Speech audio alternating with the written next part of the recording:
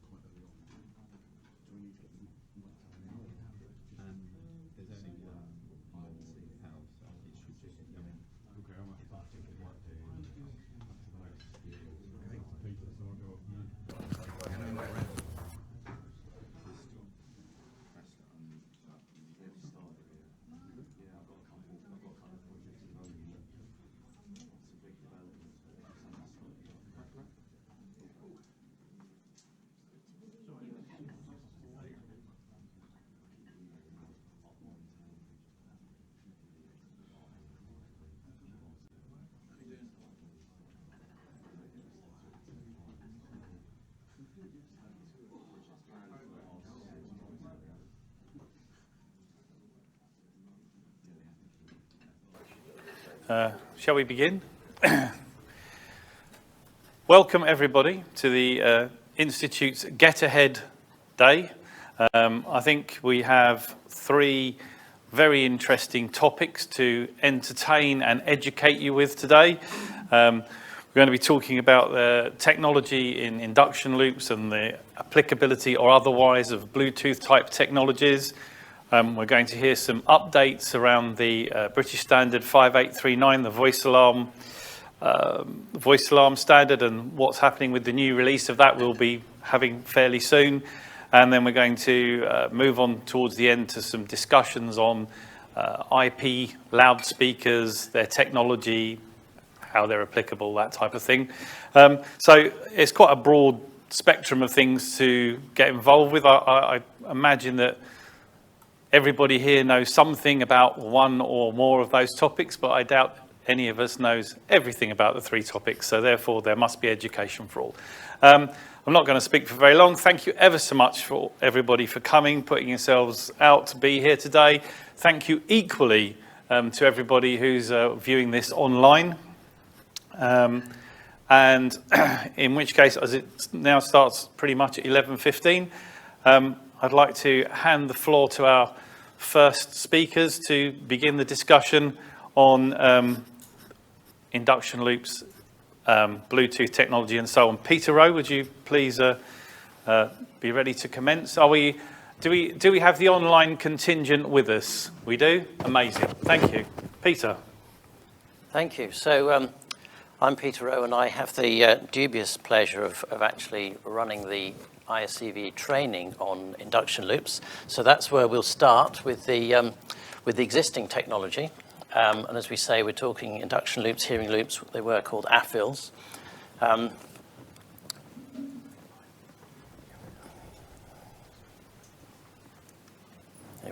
we go. So they've been around, induction loops have actually been around for quite a while. Any ideas when the first hearing aids were manufactured with telecoils? Does anybody know this? Any ideas? 60s? Any advance? 50s? 40s?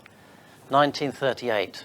Multitone introduced telecoils into their hearing aids in 1938, and initially it was there to pick up the magnetic field generated by the coil in the loudspeaker in the telephone handset, but since then we've used them for room loops, neck loops, counter loops, and so on. And brilliant technology. It's been used for, they can deliver amazing quality audio, and they've got quite a few really good characteristics which have actually been quite difficult to replicate with other technologies. So it's a beautifully elegant system, and if you're not familiar with it, then you're very welcome to come on one of our training courses. But essentially we've got a signal source, amplifier driver, antenna, which creates a magnetic field that the telecoil can then pick up. And to use it, all the user has to do is to turn up, switch the hearing aid to T, and they can join the party. So it's really easy. Even older people can do that without any trouble. And millions of people, hearing aid users, have enjoyed them over the years. Real people like like Ted, Andrew probably, Ted is unusual, okay? He's had severe hearing loss since he was very young, but normally, the reason why he's unusual is actually because he's very, very outspoken, and that's how we've come to know him.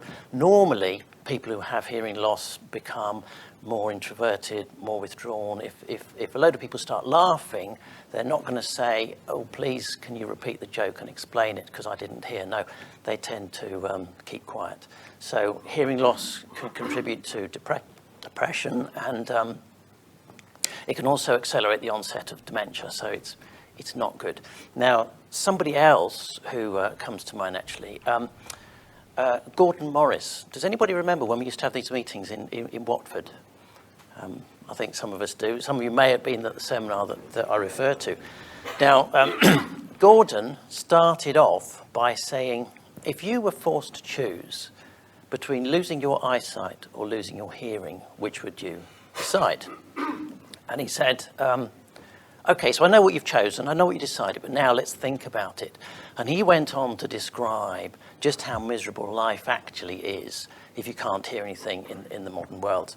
And also, it's just worth us understanding too, from our point of view, that no amount of technology that we can give these guys is actually going to bring their hearing back up to what we would consider normal. So being hard of hearing is actually very hard work for them, very tiring, and they need all the help that we can give them. Now, just before I leave Ted, he's not sitting in his favourite seat. In a typical meeting room, he will make straight for the back, and he will sit with his back towards the windows. Any ideas why that is? Well, it's actually, the way he would explain it is that if I'm looking at Ted over there, he's in silhouette and his face is in shadow, whereas he looks at me and the natural light can fall on my face and he can lip read me. Now remember, these guys need all the help that they can get.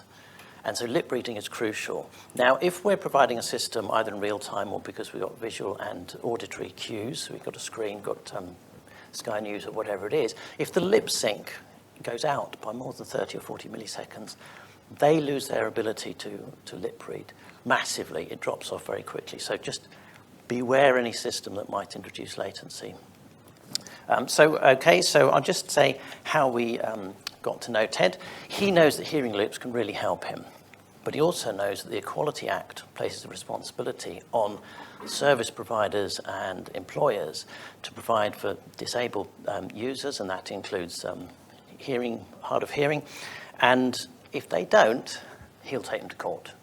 So that's how we ended up surveying over 300 locations for a council, and yeah, it was actually quite boring, but I didn't do them all by myself. I have got some friends.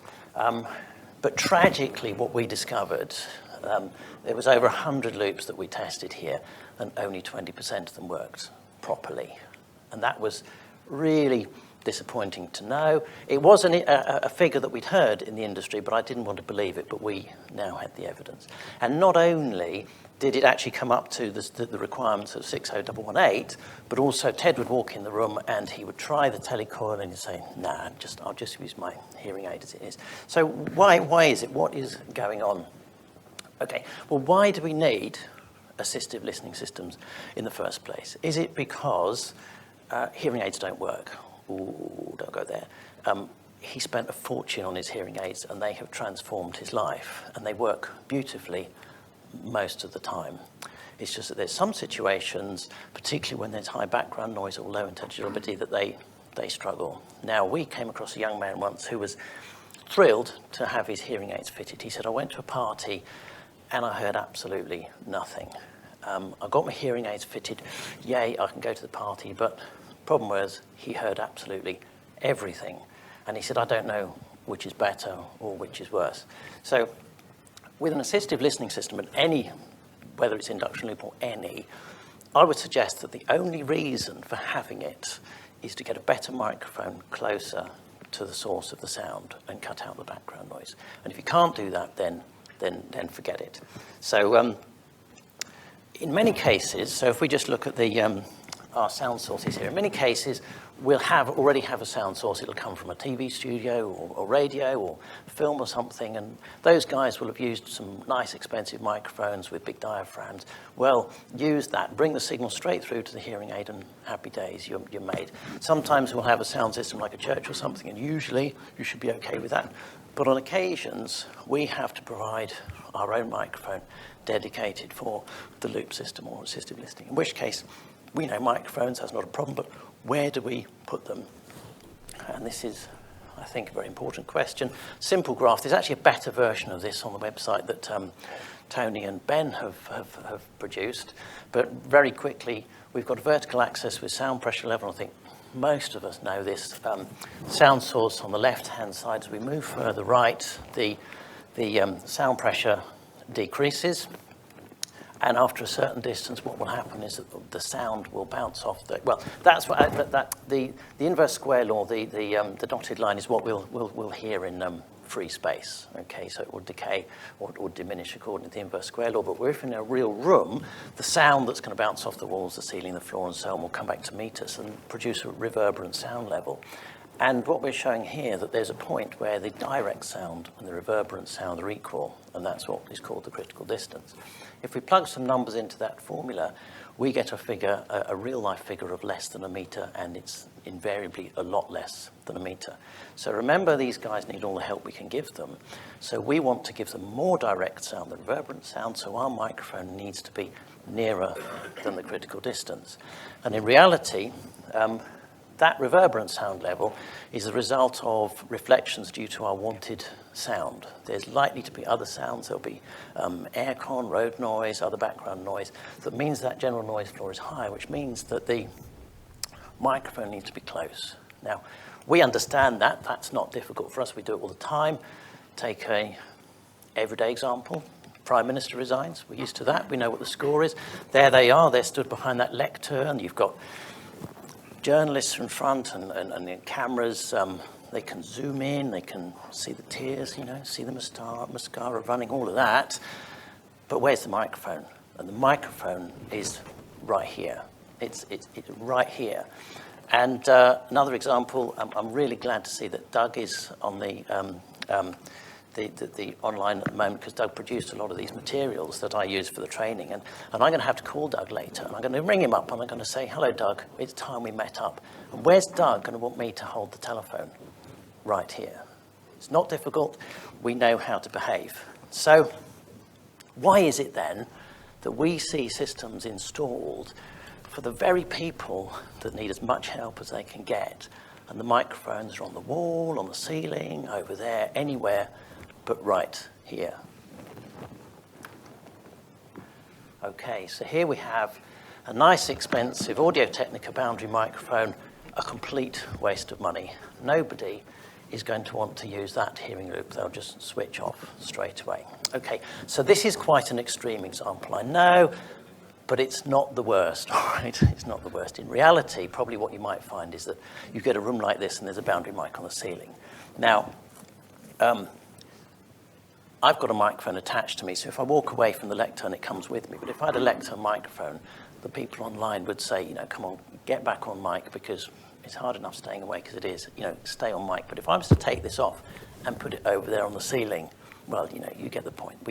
We understand this is what we do.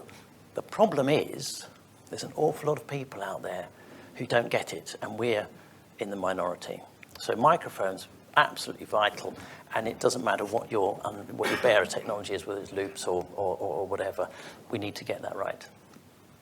So moving on, not only do we need a signal source, we need to create a good, strong, uniform magnetic field. And for that, we need a current driver, an amplifier, and there's some great manufacturers out there, and they've got a fantastic range of products to choose from. However, who is doing the choosing? And quite often it comes down to electrical contractor or somebody like that, and they'll get the box and they'll say, oh yes, 400 square meters, oh yeah, that'll do. And they don't understand the impact of things like the shape of the loop, metal losses, spill requirements. They'll just get their amplifier, they'll connect it to a wire, and they will throw it across the ceiling. Now, this looks a bit like a hall of shame. Well, it is, but you wouldn't believe. Well, I can't believe how many times we've seen this sort of thing happen. Now, it's above a ceiling. It's above an aluminium T-bar drop-in ceiling that produces all manner of shorted turns that's going to completely ruin our magnetic field. Now, depending on the things, the anodizing or the powder coating or whatever it is, you may be lucky. You may get away with it. You might just put a stronger driver on, but people don't because they're restrained by cost. And the other thing is that this incredibly neat installation method, because this is the loop. This is the loop wire here. Okay, this is. It's not actually a perimeter loop anymore. It's probably dangling above the heads of the users. Now, if a loop wire is above or below the hearing aid, the telecoil is in the horizontal part of the field, which means it's in a null of the vertical and they won't be able to hear. Back to our lovely long room here. The loop antenna in this room is a single turn of wire around the dado level, okay? It's driven by a woefully, pitifully small amplifier that can't give enough signal. And if you measure the signal strength in the middle of that room, the magnetic field strength will be minus 20 dBl, okay? A lot of activities in that room happen with chairs around the edge. You can see one or two of them in the picture. People will sit around the edge and their head is almost touching the loop. Signal magnetic field strength there is plus 20 dBl. So a variation in that room of 40 dB, and the standard calls for plus or minus 3. So, well, how did we get to where we are? There's quite a number of reasons, really. But one thing that we see quite a lot of is drawings and specifications produced by mechanical electrical engineers. Building services often start on their desks, and they often produce drawings and specifications, and some are brilliant, and others, well, less so. And quite often what we find in reality is a specification might refer to standards and requirements and so on, but the drawings themselves, they will just illustratively draw a perimeter loop. So we've got some perimeter loops on these drawings. They'll draw a perimeter loop and there's nothing shown on the drawing to connect to them. And that's actually what we've seen in reality. We've been to several places where there's a perimeter loop and an amplifier, nothing connected to it. It's been signed off and paid for. And so there's something missing here. So what happens is the M&E guys will produce a document pack. The architect will put it together in a tender pack that goes to the main contractor, goes to the electrical contractor. They may or may not ring a company like us. But by the time it gets to the bottom of the food chain, they're not interested in the efficacy of the loop. They're going to be judged on their price. And so it's a race to the bottom. So something else to be mindful of and look at. The last link in the chain, which I hope we're going to touch on a little bit more, is that we have talked about the telecoil in the hearing aid. Well, it's all dependent on whether you've got one. And if you have got one, has it been enabled? We'll talk more about that in a bit. Just one real-life example. This is from the council that Ted introduced us to. That is a main switch, and we have 3 completely independent loop systems in this picture. It's a room with a divider down the middle, and you either have the red loop around the whole room, or you have 2 green ones, which of course have enormous spill issues between them, but that's not what I wanted to point out. It's this switch, okay? Every time I went in that room, that switch was in the wrong position. Now, why is that? Whose job is it to switch the switch? Well, it's the guys that set up the tables and chairs and open the partition. They make sure the heating's on, the lights work, the projector's on, the batteries in the remote, the HDMI lead and everything. And right at the bottom of the list, the one thing that they're going to always forget is some switch that kind of does nothing, and there's no consequence if it's in the wrong position. It gets forgotten. And what is the answer to an issue like that? Is it training? Well, good luck with that, because we've tried that so many times, and it hasn't worked. Or, as engineers, can we say, there's another way of doing this? So clearly, that's what we did. We put a sensor on the partition. We put phased array loops in the 2 rooms so they don't spill, and happy days. We all lived happily ever after. Nobody needs to touch it. It works by magic, or it did until the building flooded. So we now got to rebuild all these systems because they've had the mother of all floods in that building. So my time is up. loops are awesome, absolutely incredible. People like Ted make such a fuss about it because they work, they're really, really good when they work. But I think we as an industry have got some homework to do because this is not a new technology. And there's quite a number of things that are going wrong. There's certainly, it wasn't, our experience is not just based on this one council. We've looked at many where these figures are reflected. There are certain applications. Churches is one where you would expect a better, for various reasons, and we can talk about later why you'd expect a higher performance. But what is the answer? Is it more training? Because if so, we need to be training the people beyond the audience that we've got at the moment. Or as engineers, can we actually come up with some better solutions that are going to work more for the people that need us? And when we do, we need to be mindful of what the manufacturers are doing. And if we get it right, millions of people will thank us for it, and they're the people that need as much help as we can give them. Thank you.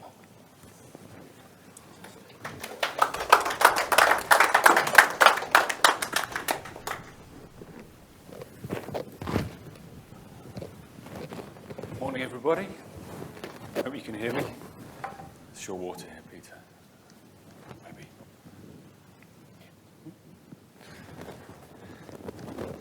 Okay, skip on. So, my name's Russell Simpson. I'm here to talk to you today about Auracast as an assistive listening system. Now, Peter's done a very good job of showing us the benefits and pitfalls of a traditional loop system. Hopefully I can go on to colour that in a little bit more about what Auracast might mean in that regard. I'm Technical Director at Ampetronic, for those who don't know me. I've been developing products and services for them for over 25 years.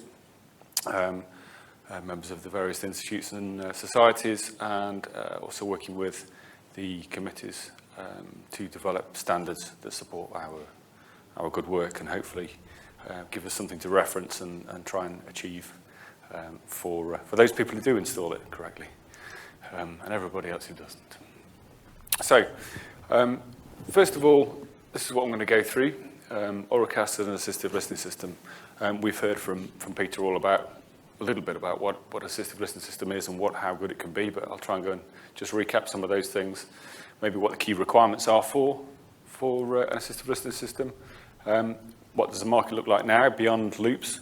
How do we get here? And then go through Bluetooth low energy, Auracast, what that means, how it's going to affect the landscape, and what the risks and challenges are. And then ultimately why we probably need a high level assistive listening standard to provide that reference point for whatever type of system's installed.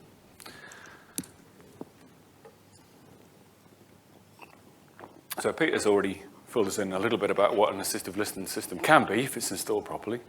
But that's not always the case. These things are applied in many ways. Ticket counters, banks, building societies, one-to-one scenarios, area coverage systems, there's sort of audio description and various other ways that they can be used, even multilingual scenarios where we have multiple channels, which is fantastic. But the goal really is to provide the audio from the room, as Peter rightly says, from a very localized microphone source directly to the person in the room so they can hear and access that sound. Assistive listening systems themselves are essentially a form of accessibility, just like wheelchair access and all the rest of it. It should be provided so people can do it without any significant barriers. They should be able to just turn up, press a button, and join in. Obviously, loop systems have managed to achieve that for a long period of time, assuming they were installed correctly, and provide positive impacts. So where are we going to go with that? The key requirements of a loop system, we can list a bunch of things that are really important. Consistent provision, pretty much falls off the back of what Peter told us just now. We can have all the best aspirations in the world, but if we can't provide something that's consistent, then 20% is a terrible number to come across. The top few on this slide here, low latency, directly to hearing aid, low power costs for the hearing aid, simple connection method, voice bandwidth, all those things are satisfied by a loop system. as well as all the various other things underneath. So in other words, we have a solution that works. And in the main, there's no barrier to access, provided the signage and the maintenance is in place, and people have automated switches rather than a switch to remember to press. So there's many other things a system could do. We could provide other channels. We could do encryption for courtrooms and other applications and so on and so forth. But they're kind of getting away from the point of the accessibility. Whoever needs to be in that space needs to get to it easily, whether it's encrypted or otherwise. They need to be able to walk in at a counter or whatever. Maybe Andrew Thomas will talk a little bit more about challenges that people face in user experience a little bit later as well in the real world. What does the market look like now? Well, I've been at Ampetronic over 25 years developing a lot of loop systems, and when we first started out, it was all fairly simple. It was all just analog systems with the odd flip-flop and logic gate, all fairly straightforward. And then over the last 30, 25 years or whatever, things have moved on to lots and lots of different scenarios. We've got DEC systems, infrared systems, FN systems, Wi-Fi systems, a whole bunch of different user experiences, which, if I walk into a room today with a hearing aid on, what am I going to interact with? There's a random amount of solutions available, and most of them, as poor Peter's find out, don't necessarily work in some cases. So while loops and telecoils remain the best practice because they're direct to hearing aid, assuming the hearing aid loop coil is turned on, there's still some challenges with all the different solutions that we have in place. So as it stands, direct to hearing aid is the goal. Loops and telecoils are the lowest barrier to access. We've got receiver-based solutions, which very often, in order to access a hearing aid, have to go via a neck loop. They're quite common, I think, in the US. There's a lot of those scenarios. I think there's a lot of mandated. When you put a venue together for a certain number of people, it has to have X receivers provided. And they can provide it in different ways, infrared, FM, DECT, and so on and so forth, but it still requires somebody to ask for a receiver. There's still a barrier. And more recently, we've had technology. Now we've all got a processor in our pocket. We can bring our own device. We've got Wi-Fi solutions, which might be beneficial, but actually tend to provide a significant latency, which then causes a problem for those people who actually really need it. So it's not perfect. The goal really is to deliver something direct to hearing aids. So how will Auracast affect this? Well, it's the first technology that has the potential to deliver us all three. In theory, it should, as it's been driven hard by the hearing aid community, hearing aid manufacturers. It's likely to become well adopted over time. They're going to integrate it into their hearing aids, and that should happen. Obviously, we can provide receiver-based solutions. The same thing applies for those people who have legacy technology. They might be able to have a receiver with a neck loop. Unfortunately, there's got to be a transition period somewhere between loops, which are where we are at the moment, and a potential future solution. Bring your own device. In theory, Auracast will land in everyone's phone. I've got an iPhone 13. It doesn't do the latest version of Bluetooth, but iPhone 14 does version 5.3. Whether Apple are going to provide that in the near future to access directly to Auracast into their system remains to be seen, exactly what time that'll be launched.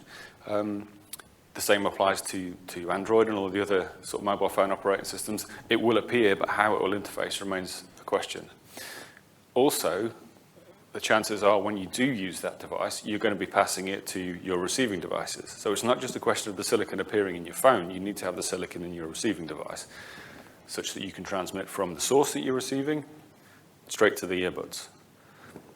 What delays you're going to get and all that remains to be seen. There's a lot of things to work through to make sure that this is going to be the thing that ultimately can replace loops.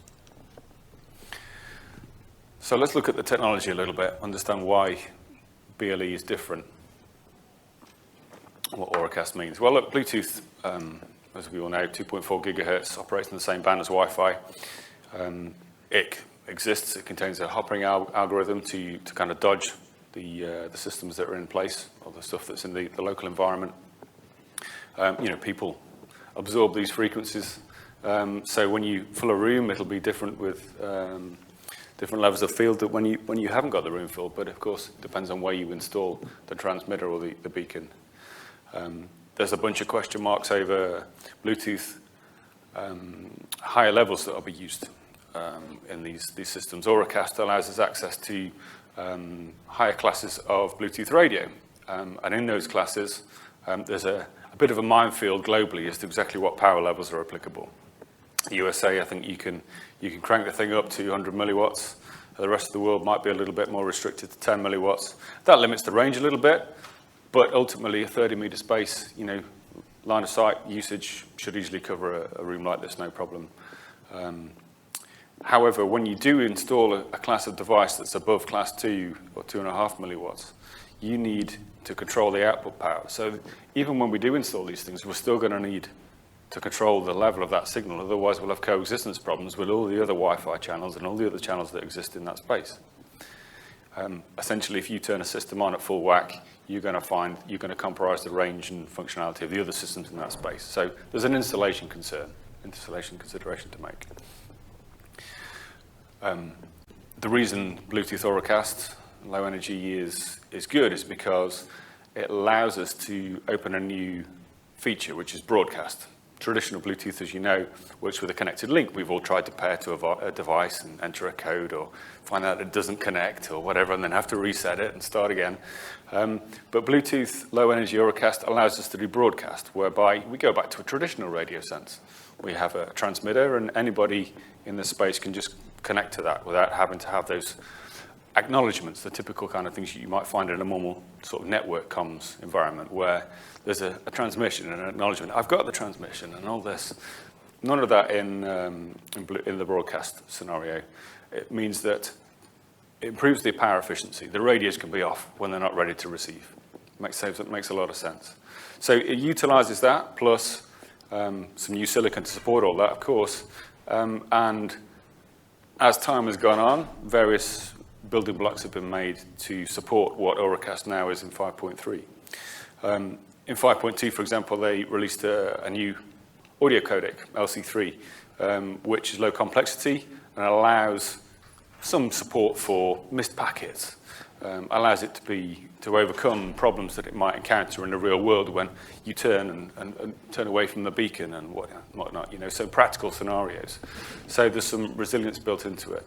It also improves the latency and presents a sort of a time to delivery to help us manage different scenarios where we're dealing with screens that might have delays and the like. And then finally, Auracast, as it's been launched in Bluetooth 5.3, it's classed as the standardized method for public broadcasting. So this is what we're going to get. This is where it's going to go.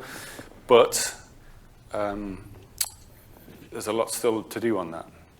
This has been introduced as a basic audio profile. It allows us to do a bunch of different things at different bit rates and bandwidths. But the hearing access profile underneath that mandates certain combinations of the above. So certain things, if they're going to be a hearing access solution, have to be certain combinations of that. Certain bandwidths, mono, stereo, whatever, I can't remember the full details, but those are the limited sets. If it wants to be a hearing access profile compatible, it has to meet certain requirements. Okay, the next slide basically just talks a little bit about accessing connection. The other side of this, we talked about multiple channels and things earlier and the possibility for encryptions and limited access. The ability with the new Bluetooth technology allows us to use a key to encrypt certain things, but how do you access that key? Is it on the back of a ticket? Is it from an NFC tag? If I use the NFC tag with my phone, does that then connect to my hearing aids? There's a whole bunch of scenarios that we've got to work through in practice, and I think that's pretty much where the industry is now with the Bluetooth SIG. They've got the solution. It exists. It works. Technically, it's going to be fantastic, but this is where people are just trying to work on now. The connectivity of it. How do these things coexist? When I connect to your system, is it going to work the same as mine? The standards and making it all hang together. Ultimately, the goal is, like a loop system, simply press to connect. But practically, how does that work when you go to a bank and there's 10 counters? Which system I connect to? How do I make that choice? So also, if there's an encrypted system, how do I reset, change those keys? And finally, one of the biggest challenges you might have when everyone's carrying around a Bluetooth transmitter in their pocket is how is somebody not just going to create a spoof system with some random inappropriate material playing in a train carriage for somebody to, masquerading as the announcements for the stations. How is all that managed? Those are the details that are still to be panned out. So we've got just a bit of a summary here. The beauty of Auracast is it's been developed for assistive listening systems, the hearing aid profile. It satisfies the large requirement of what works for loops. There's still some considerations for installation. We've got to worry about output powers. There should be a possibility that we can roam between beacons, provided those technical challenges are overcome in every receiving device. How does that receiving device choose when I move, if it's the same system from this end of the room to that end of the room? How does it know which one to listen to and how to move between the two? There's still some of those kind of things to work through. Ultimately, the challenges that remain is the various scenarios, the connection options, and obviously the security concerns we've got to nail down. So I think that's where the work is now. So whilst Auracast is announced, there's still some detail to work through. So just to recap, Auracast is the first technology agreed by the hearing aid industry. It will be adopted direct to hearing aid audio. It's possible that it could work like a telecoil, and it should be relatively low power consumption with all the various features that we've talked about. Broadcast, it can go one-to-many, so it works like everything else. And it ultimately satisfies all the things that we had in our key requirements list. So it's likely to see broad adoption if it goes well. In theory, all this should hang together, but it will take time. There are some challenges to overcome, as we've mentioned. And what does it mean, really, for the end users, installers, and venues? Well, we've already talked about mobile phones not necessarily supporting it just yet, but just on the edge of it with the new silicon. For the end users, we might not see hearing aids that actually are supported in this till next year. At what point, it remains to be seen. Depends on how the standards work through. We've got Auracast version 1. Essentially, we might be at version 1.1, 1.2 before actually this becomes something that people can work with. The connection simplicity we talked about, this isn't straightforward. If I'm going to have a device that I want to transmit to my ear, be it with a hearing aid or earbuds or whatever I get from whatever manufacturer, I've got to work out how to connect that in the various environments, and that's still to work through. But there's loads of benefits to come from it. Ultimately, we're relying on the quality of service by the venue to provide us with the scenario. There's no point having the ultimate goal to put something in that should satisfy if it's not delivered. Installer, currently there isn't really a product to install. Again, first products next year in theory, but then there'll be nobody to listen to them. So it's a bit of a tricky situation, a bit of a chicken and egg to unpick. And finally, we've got to, when we do those installations, we've got to take into account of the other things that might be in that environment. So that's all still to be managed and worked through. For the venue, again, there's no product to install. There's no, where are we? Smart devices, yeah. Again, it remains to be seen how all this stuff's going to pan out. So there's a lot to unpick. And open broadcasts aren't really for everyone. Some people aren't really going to fancy putting their audio system out. So there's a lot of stuff to consider, spoofing again. So why do we need a top-level standard? Well, we talked about, we're still going? Yeah. We talked about the need for that a little bit earlier. Some systems like Wi-Fi and various other systems haven't really got a reference point for an assistive listening. So these can be provided, but there isn't really a technology standard. If we can put a top-level assistive listening standard in place that says whatever you provide, whatever solution you use, you need to meet these key requirements. Whatever technology comes around next 10, 15 years, Wi-Fi, low energy or whatever we want to call it, appears, will be protected as a user. So with the increasing diversity we've seen for assistive listening technologies, there isn't really any top-level guidance. What's going to happen is, unless there's standards and a reference point, we're going to lead to degradation of performance for what people experience in the users. And we've got nothing really to reference internationally. The goal really we're trying to provide is consistent provision and no barriers. So anyone can walk into a space and use something that will deliver for them. And that's it. I'm afraid. I might have a question or two, but I don't know whether we're doing that now. Are we, Roz? Do we take all the questions? We've got one more. Okay, fine. We'll do them all at the end. Then we can do sort of, then maybe we could do all, Okay, all the questions. fantastic, no problem. Hello, can you hear me? Thank you, well done. Hello, hello, hello. All good? Yes.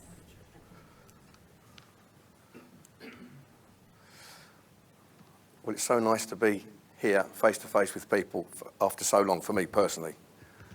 And Andrew, didn't see you better. Hi. This is myself, Andrew Thomas, the Market Development Director of Contactor. I'm not going to go through every line, don't worry. But basically, a couple of things I just want to point out there. I'm the chairman of the International Hearing Loop Manufacturers. That was an association that was started around about 2015-ish. Our good friend Doug Edworthy was the chairman for the first couple of years. I've subsequently picked up the reins. And that was put together really to be able to speak to the hearing aid manufacturers. So the hearing aid manufacturers who came along around about 2014 to a meeting, I believe, at Gatwick with Julian and myself attended, the MD of Ambitronic. It was kind of hosted by a charity called Hearing Link. And the hearing aid manufacturers were going to tell the loop manufacturers of this new technology that was going to come along called Bluetooth. They didn't call it Auracast then, it was just Bluetooth, a new Bluetooth that's going to change the world. And they weren't going to speak to the loop manufacturers unless they had a body. So that's why the loop manufacturer's body was formed very quickly. And we've subsequently started to build up a relationship with the hearing aid manufacturers. Interestingly, back in 2014, whenever it was, they were talking about this new technology coming along within a couple of years. Okay, so that's now 6-7 years ago, and we still haven't really seen anything, any product as such, out there. So although there's a lot of talk going on, that's still to happen. I'm also chairman of the International Hearing Access Committee. So this is a committee that's under the umbrella of IFO, the International Federation of the Hard of Hearing. And that was formed after the Berlin Loop Conference in 2017, really to talk about how internationally, and included a representative from AHEMA, which is the hearing aid manufacturers, how as a committee, we could help to change some of the challenges around what Peter was talking about, some of the things that weren't working for assistive listening systems. So that was kind of a key little group that was put together, and we've put a statement out back in 2019 about how long we think telecalls will be in hearing aids. If you haven't seen it, I've actually got some copies of it, but that was talking about telecalls being around for the next 10 to 15 years. It was poo-pooed a little bit by the hearing aid manufacturers. Guess what? They're not poo-pooing it so much now. I'm also on the BS 559 committee, which writes the BS 8300 standard, which is about accessibility in the built environment. Okay? So my, if you like, speciality, I'm not overly technical, but I've worked a lot with people like Ted, people who want to access assistive listening, and I've tried to understand the challenges they face. So let me give you a little example. The place we're at today is, I'm really grateful that we've been able to use it. Hands up who noticed a loop sign on the counter as we came in. Yeah? So before this event started this morning, I went up to the young ladies at the counter and I said, I've seen you've got a loop sign there. They went, yeah? So I said, which counter has got the loop on it? And they looked at each other. And then I went, where's the loop? And then within a few minutes, they were on their knees looking at cupboards. I said, don't worry, don't worry. It turns out it was, they didn't find it, but it was a portable loop system. They couldn't find it. So I said, well, how do people actually know how to ask for the loop system? And they looked at each other and they went, we should know really, shouldn't we? So for me, that's just an example of where things fall down for the user. Okay? Now I know that there are products out there, technically the portable loop might work. It might be charged up somewhere, living in a little home for it, and it works technically, but it doesn't work for the user. So going back to points that Russell and Peter have made, being able to access things quickly and easily is a very important part of the experience of someone with a hearing loss. So going back to the 559 committee, one of the things that the committee was told when they were updating the BS 8300 was that it's not the individual that's the disabling factor, it's the environment. Okay, so that's what we were told we had to think about when we're putting forward change or suggestions about the rewritten standard. It's about the environment being accessible, and it's not down to the individual to have to ask or have to do something to get access. Does that all kind of make sense? Yeah? And I sit as an observer on the Bluetooth audio. What's that ASP team, Russ? Audio, yeah, something like that. So, what are the current challenges? And a lot of this stuff Peter's raised. A couple of things I want to just highlight. A lack of understanding on the user's needs. You know, what do people actually need to access assistive listening? It's a key point. Distress purchases. So service providers. It was spoken about the service providers. What do they need to do to make themselves accessible? Well, a distress purchase is something that the kind of law says you must. It's not saying, well, if I buy this, I'm going to suddenly make loads of money. So by and large, people are going to pay the least amount of money they can to tick a box. And it's something that Peter raised about service providers, just, you know, when it comes down to the electrical contractor, and by the time it gets down to a certain level, it's done on price, which ultimately means that the only person that loses out is the person that wants to access the equipment. You know, the manufacturer's being paid, whoever specified it has been paid, everyone's got a benefit out of it, apart from the individual that's supposed to be getting a benefit. The industry's not policed. One thing I will say before I go any further, when loops work, they are amazing. They are amazing. And when Peter spoke about Ted, I know the guy personally. He has had some very good experiences using loop systems. In the US, for example, there's a significant group of people under the HLAA, the Hearing Loss Association of America banner, called Get in the Hearing Loop campaign, that are really spreading the word. You know, and that's done through advocacy. It's not done through the legislation saying you've got to do this, you've got to do that. There are people going out there that are really pushing loop systems. So there's more of there's more reason to get it right, because they will complain over in the States. Unlike here, if something's not quite right, we don't normally complain. Negative marketing. You know, Russ mentioned about other assistive listening systems. And again, I want to use the US as an example. There's a lot of negative campaigning against loop systems by other technologies, saying that it's old technology, it doesn't work. And the fact of the matter is that a lot of the things that are being introduced now don't work.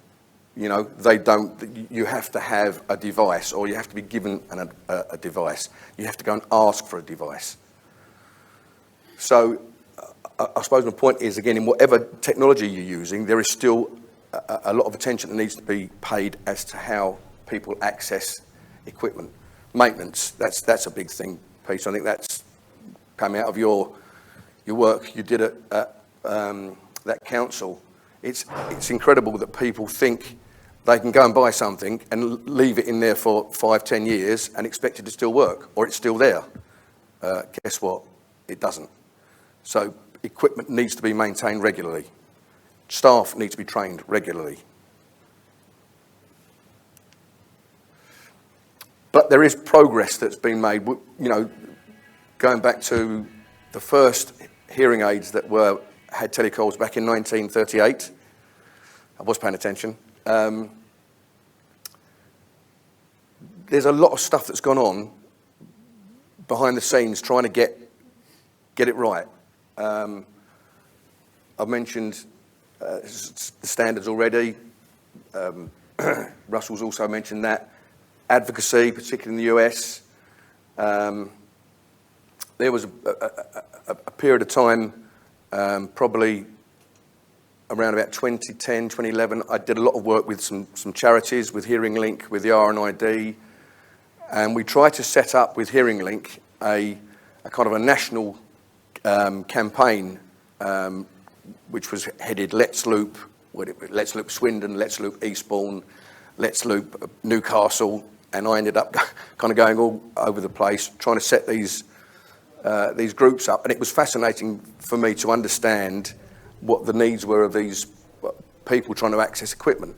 I remember a couple of experiences where in Eastbourne, where Hearing Link at the time had their head office, they invited the disability champion for Southern Rail into this particular meeting, and we went down to Eastbourne Station, and she was very, very keen to show me this new loop that had been installed. The loop was actually in a little box stuck on the wall with a sign on it. So, but she didn't know that. She came in and said, "There's the loop sign." I said, "Well, where does it cover?" She went, "The whole concourse." Well, actually, the loop was in the unit itself, and it was in a metal box, and it didn't work. So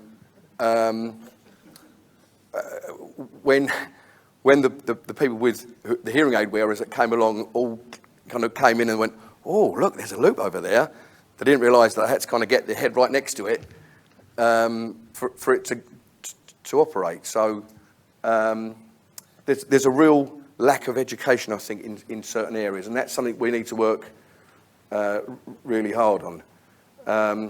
When people do have a good experience, you know, again, the US is a good example. They're sharing that, for example, on Google Maps now. So Google Maps have allowed, in the US, the people to put on their venue that's got a loop system.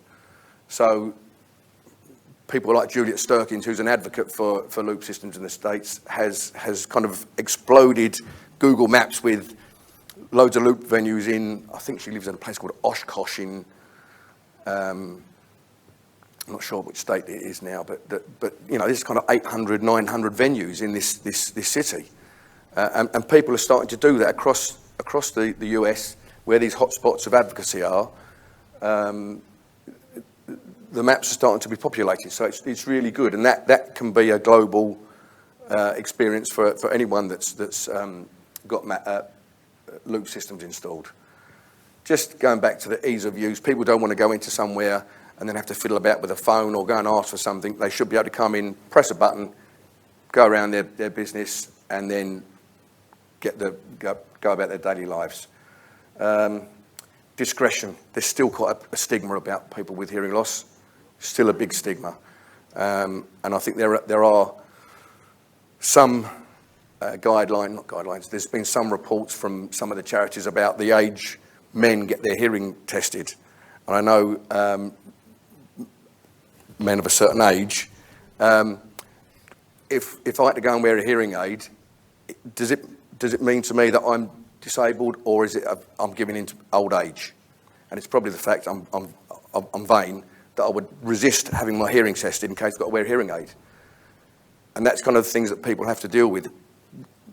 Women can wear their hair long and they can hide their hearing aid. But guys, there are some stats saying that we're a little bit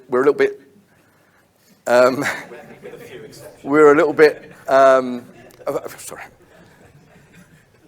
We're a bit backward in coming forward in getting our hearing tested, and it's things like that which, rightly so. If I don't have to hide anything as far as the fact that I might feel I've got a disability, but there's still a stigma around hearing loss. Okay, so just trying to tie in now some of the bits Russell was talking about. To me, it doesn't matter whether it's old or new technology, it's about benefiting the user. So there's a lot of marketing, a lot of stuff being done by the guys over at Bluetooth, and yet it's still some way off of providing the solution that they say they can do. So we need to work with them to try and guide them into making sure the message they send out is accurate. Because what it's meaning is there are people who want to access assistive listening systems now that can't because service providers aren't investing in equipment because they think there's something around the corner that's going to change overnight. Well, it's not. That's a fact. And I'm sure we've got some in questions that we can come up with some responses to some of the questions that will highlight that. It's interesting. A couple of weeks ago, I was out in Budapest at the ISCVE Congress and had the opportunity to speak with the Bluetooth guys on Auracast, and I did a little section about something similar to this, about assistive listening and some of the challenges. And it was interesting in, I think, having the guys from Bluetooth there experiencing the challenges that people have at an event like that, International Federation of Hard of Hearing. You'd expect to see a lot of people with a hearing loss. Well, guess what? There was. So a lot of the thought processes about how they were going to do this, people have mobile phones, they'll do this, they'll do that. Well, at the end of the day, people still wanted to have sound going directly into the hearing aid. They still wanted it to be done easily. They still wanted to have the benefits of how they work with the loop system. And that really, I think, changed some of the thinking about the Bluetooth guys out there. In fact, at that Congress, I don't know if anyone's seen it, but there was a declaration made about, from the ISCVE Congress itself, about the hearing aid manufacturers must keep the telecoils in the hearing aids for the foreseeable future. I don't know if you've seen that. It's on their website. I've got some copies of it if you need to have a look at that. But it's stuff like that where I think actually dealing with and seeing people have to use equipment and how they use it is help formulating how they think about presenting this new technology. So the more we can work together, I mean, it may come along and it might not work in the way we think it will work, or they think it's going to work. That's all got to be proven yet, and it's going to take time. They're not going to look at, for example, putting in Bluetooth in every application where a loop's used at the moment. I think Russell mentioned about banks and one-to-one loop systems. They're not even looking at that for 4 or 5 years down the line. They've got to prove what they are talking about now as a working solution.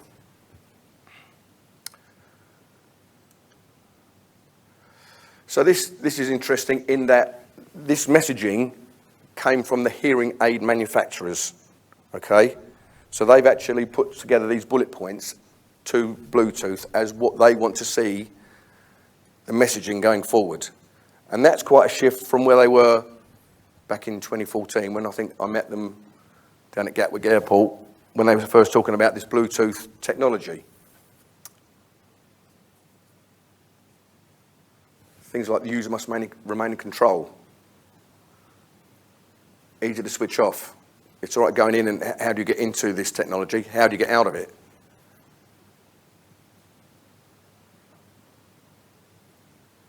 So it's quite powerful that they've actually taken the time to think about what they need from this new technology, if and when it comes along. So I've used that, one of those points there, and added some more things I feel we need to find out from this new technology, how it will work for the people who need to access assistive listening systems. What does it mean for the loop manufacturers? What does it mean for our industry? No one can seem to give a specific timeline. It's gonna maybe come out. Something might come out next year, and then something might come out a bit later. Transmitters, receivers, and as Russell was saying, then when does that one talk to that one, or we don't know. So trying to get a more accurate idea of that is what we need. It's still an unproven technology. In Budapest, I was given a demonstration of it, a managed demonstration, I must add, but it works. 12 of us in a room, but it was, I say, very, very managed. So I'm sure any technology, if it was done in a certain way, can demonstrate a benefit.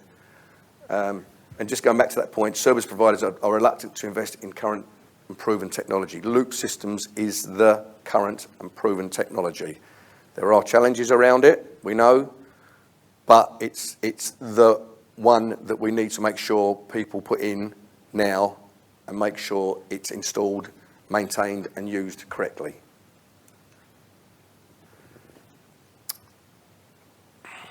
So below the general messaging from, I would say, the Bluetooth guys, I'm looking to try and get them to be a bit more open, if you like, with some of this, what I'd call the stakeholders that are maybe a level below the general messaging. So these stakeholders, audiologists is such a key part of all of this. The National Health Service in the UK, we still get 80 to 85% of our hearing aids distributed through the NHS free. I think 90% of those hearing aids will come with a telecoil. How many are activated? I don't know. That's another challenge. Audiologists are being trained not necessarily about the benefits of telecoils and loop systems. And this has been going on for many years, the messaging that goes to those guys. So if through this work with Auracast, there's a message that comes out that talks about, to the audiologist, you need to be talking about your patients and providing equipment for assistive listening that works now, like telecoils, then that could help our industry. And that brings me to how will the new and existing technologies interact in the future? I don't know is the answer. I've got an idea, but I don't know because it's not out here yet. And that's one of the things I think is the challenges. But we know that loops are in the here and now. So yeah, I think that's about me, if that works.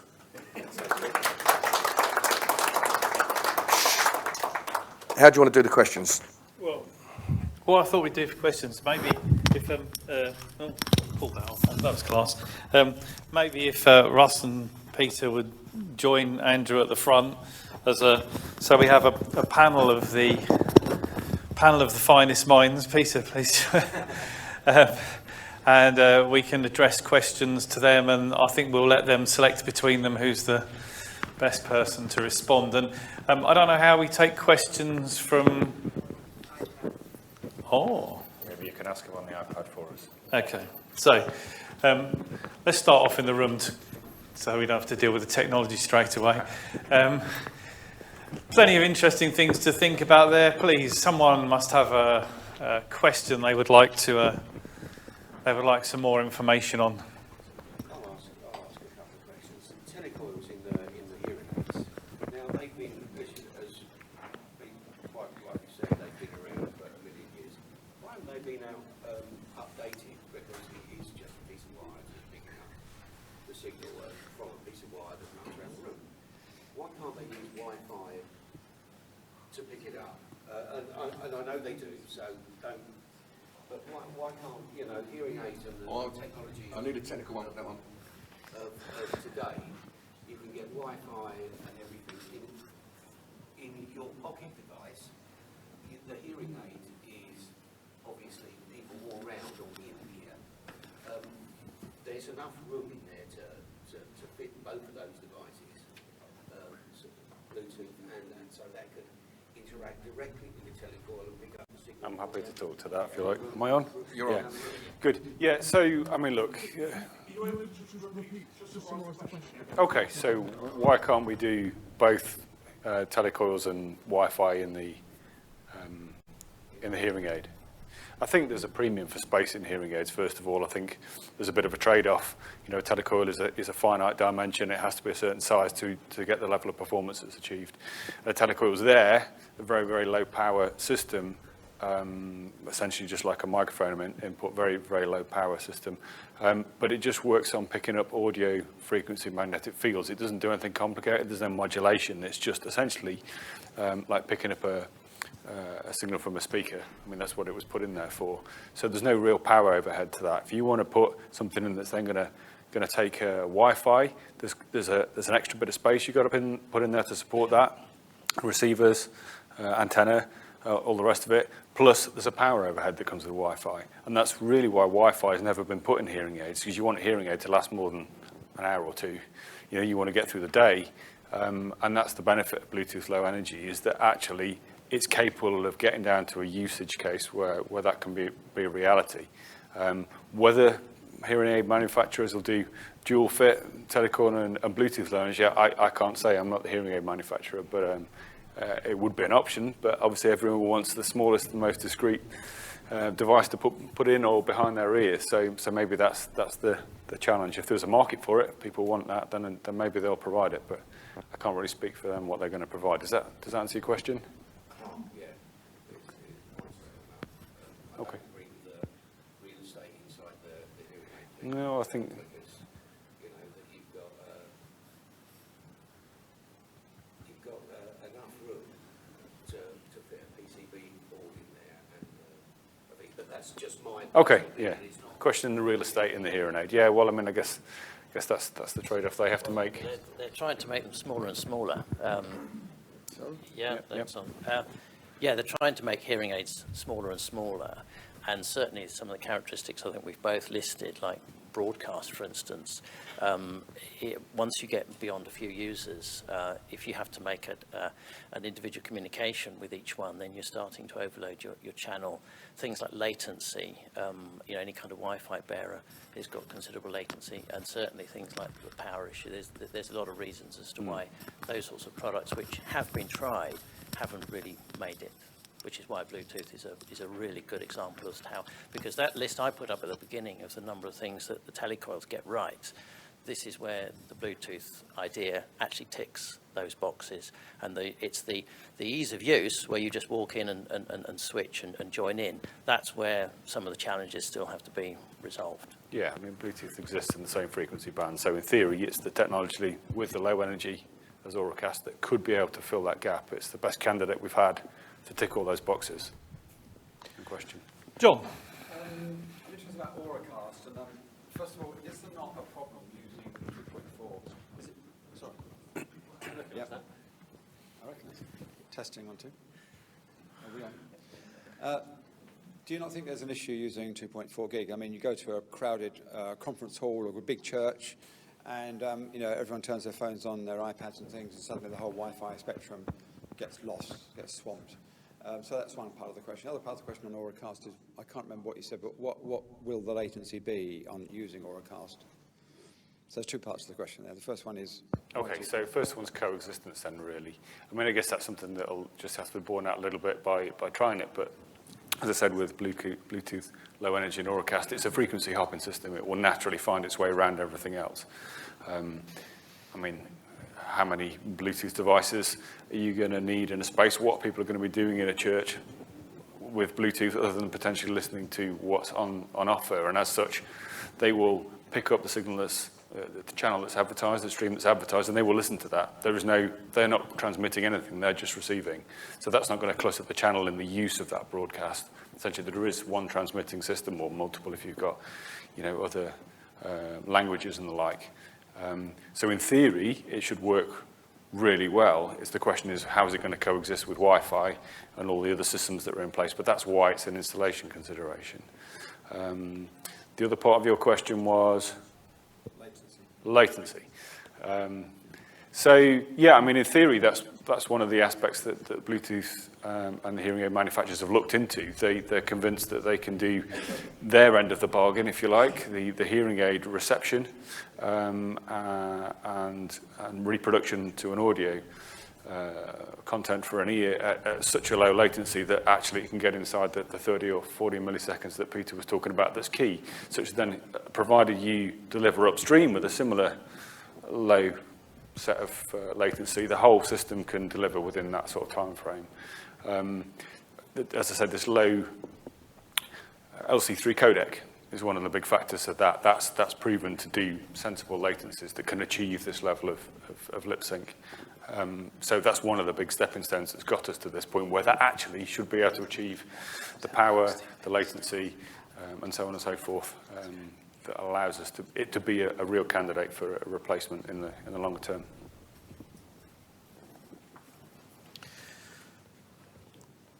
Darryl. Technologies like Auracast obviously rely on Bluetooth, which perfect for a small scale installation. Something like a Stadia with very long distances and distances between transmitters. How would you see something like Auracast work in that environment? I think where you would see you distributing a normal Wi-Fi solution would be a similar kind of principle. You'd have transmitters dotted around various places. But any channels that you provide in a stadium or an airport, I think was one of the examples on the Auracast website. You might have a system whereby the same stream is transmitted from multiple channels, which is what I alluded to in, I think, in my talk about roaming, how one might be able to move between transmitters. So that audio will need distributing somehow, maybe over network, like Pete's maybe going to talk on a little bit later. And if that isn't time critical, then that's not such a big deal. We're not worried about a few milliseconds latency. It can be pushed around over a network, although we can do fast networks with Dante and the like. Received, transmitted, and it's all about the receivers then deciding which beacon to listen to, which one to choose. So there might be multiple channels, there might be a whole bunch of stuff to provide, but essentially a series of transmitters dotted around an installation, a large venue like that, with a decent length of coverage. I mean, it might take a few depending on the space and the dimensions you're trying to cover, but yeah, there's no reason why it can't do that. And obviously you could mount the transmitters higher up and increase the power levels and set them to a sensible level that you cover a kind of a bigger area. But it's all about having the right transmission antenna to deliver to the scenario that you're doing. So again, it's horses for courses. What device are you going to install that's going to solve that particular scenario? And that's where the products will come along in due course that can be able to do that kind of solution. Does that answer your question? I think technically, I think to have a roaming situation on the network side of things, to build a situation where you've got a number of sort of effectively cells and you've got base stations, that's not difficult. What is actually the more challenging thing to actually overcome is that when you've got a receiver that's listening to one channel, if it's having to scan other channels and choose which is, then you've got more, it comes down to power again, actually, processing power and power, which we're trying to minimize in the hearing aid. So that's why this is still an area of work to do. Yeah, and every device that's going to receive it has to deal with managing that. So your phone or your earbuds or a hearing aid has all got to deal with that conundrum about, I'm listening to this particular channel, but I'm seeing it advertised from two places. Which beacon do I listen to? How do I move between the two? If this is the one that I'm closest to, but I turn my back on it, how does that affect it? Does it decide to go to that one? And how are the transitions between that audio managed such that it doesn't cause a horrible glitch, or worse? So we'll get there. I've got a couple of questions from outside the room, so I'd like to give those a shot. Firstly, Doug Edworthy has asked, are we planning to talk about the need for the overarching ALS standard and how this is going to be done? I could talk a bit more about that if you like. Yeah, I mean, ultimately we said there's various technologies like Wi-Fi and other things that haven't really got a standard to reference it to.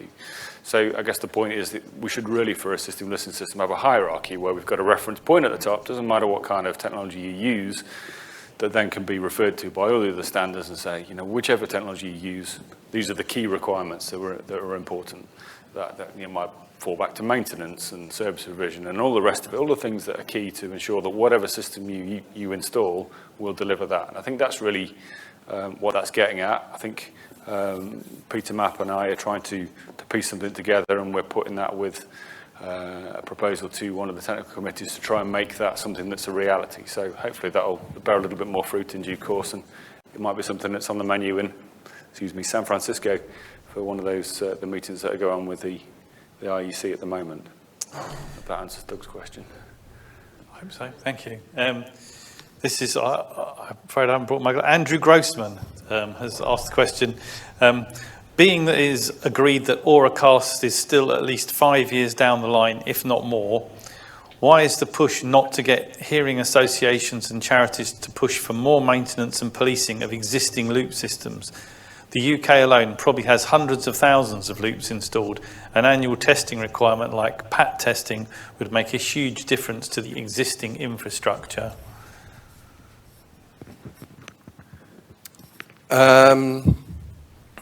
There are lots and lots of loop systems installed in the UK alone.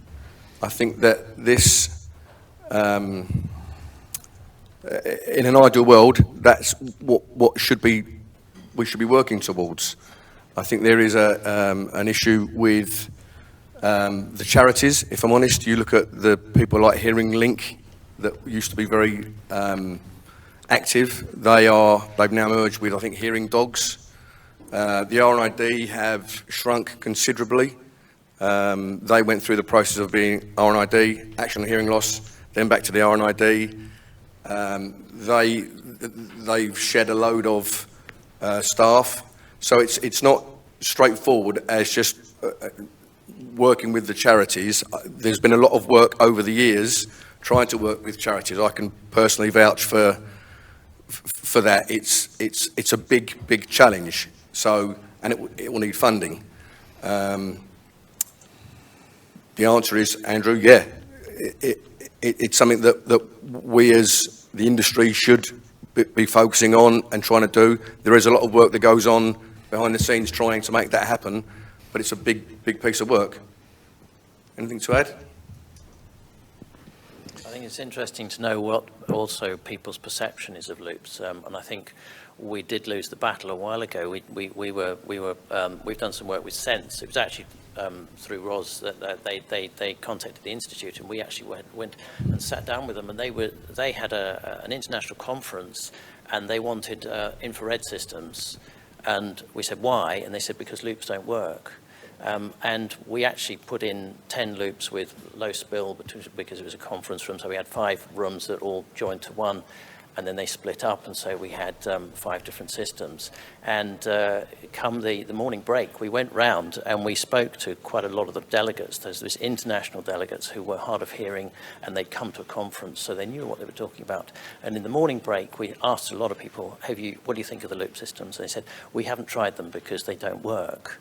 And we said, just please, could you? So lunchtime, we didn't go to them. They were all rushing up to us saying, it's amazing. And that is actually the perception that we have now got into, is that a lot of these charities have already kind of, in some ways, we've already lost the battle, so we're on the back foot with this, because if that's their perception, they've already given up with loops.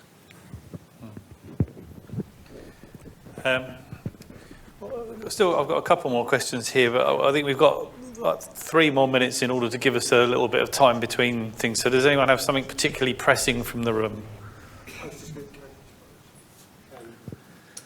Two things, one of which is, what you said is these charities, is there a group of effectively secret shoppers that we as installers and maintainers can tap into to get the users to certify that actually it works in this space? And actually you mentioned this Google Maps process.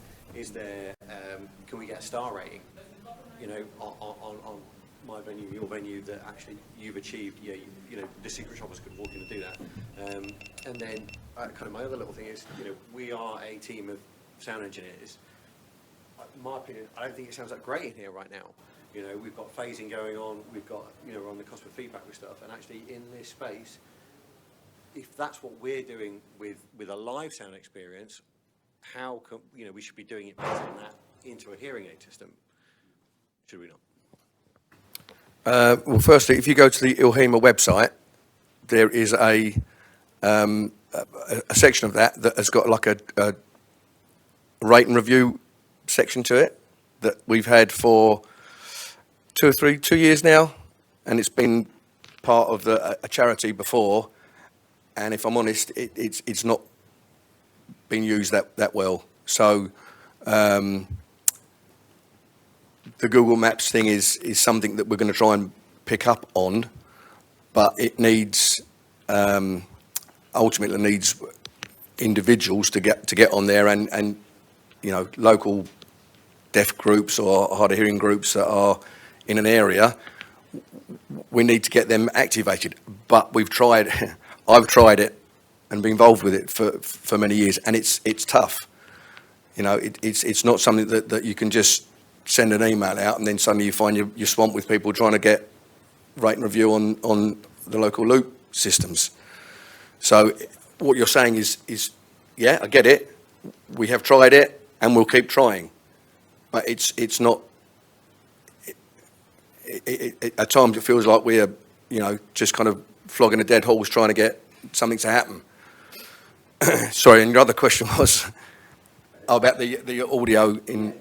Yeah. You know, my personal opinion, it's part of my doing it, and if this is what would be feeding to an induction loop, we've got the first principle wrong of getting the right microphone in the right space and the right food chain. Yeah, absolutely.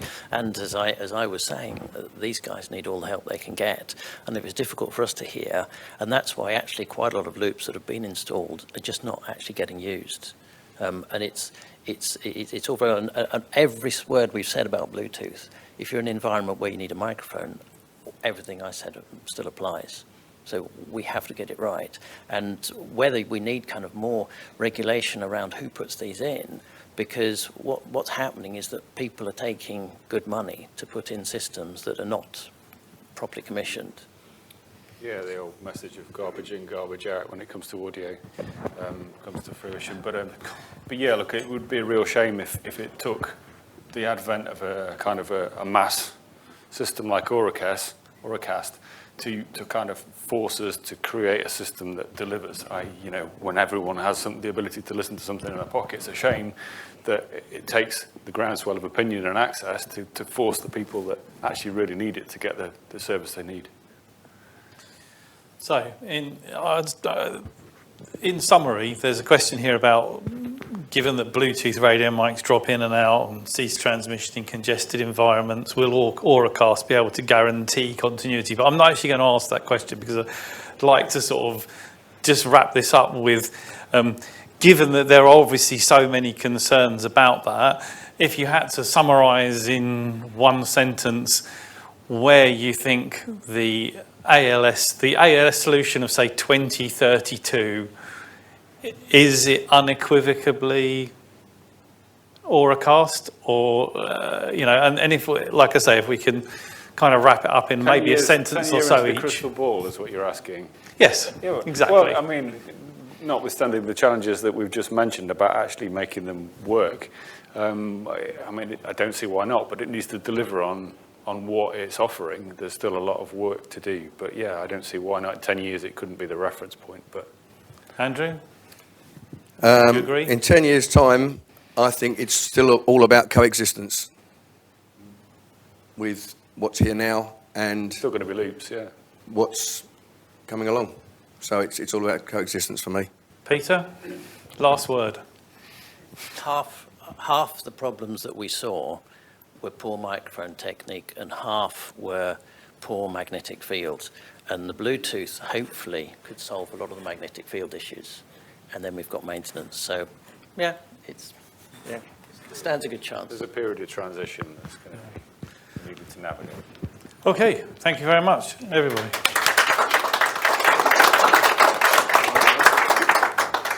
So we'll take a short break, and the next debate will begin at 1:45 in 7 minutes. Do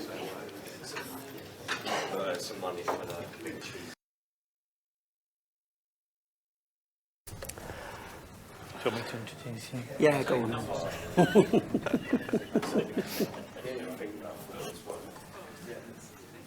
We all about there, everybody? Fantastic, lovely. Online, all connected and working, fabulous. So for the next of our discussions, well, I would like to introduce Mr. Andy Scott, who is going to enthrall us with his update on the revision of the BS 5839 2013 Code of Practice for, what is it? Design, blah, blah, blah, blah, blah, commissioning and maintenance of voice alarm systems. So with no further ado, Mr. Andy Scott. Hi. Okay, well, as he says, I'm Andy Scott. I'm the chair of the committee responsible for 5839 Part 8, along with my good friend Mr. Smith here, who is one of the panel members.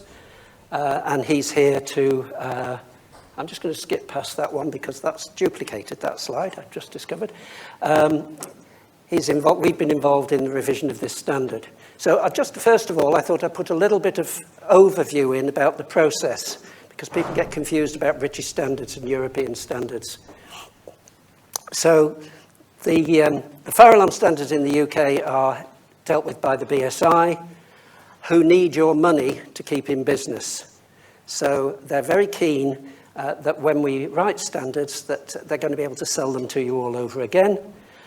Members of committees, generally members of represent relevant organisations. So we've got PLASA, the ISCVE, Fire Industry Association, the British Cables Association, lots of people, London Underground. They're all on the committee. They don't necessarily come, but they're on the committee. And we also, in the FSH 12 committee, we're also very good at co-opting people if they've got the right expertise. So, for instance, we're writing a standard for emergency voice communication products at the moment, and we've co-opted a couple of guys onto the committee who've got experience of radio systems. So it's not a closed shop. Just a pause. Are you all right to swap to this mic? I think there's an issue with... Oh, well, it is microphone number 13. Oh, there you go. Cheers.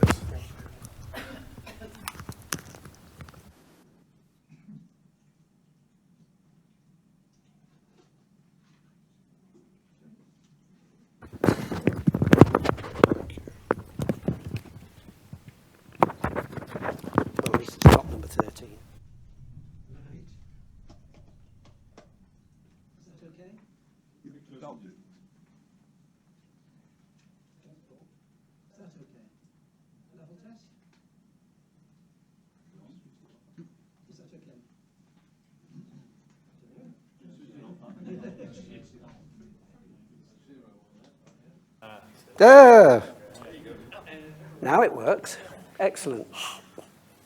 Okay, so the point I was trying to make there is that it's not a closed shop. But you do either have to be sent by a relevant organisation or have particular expertise that we've not already got.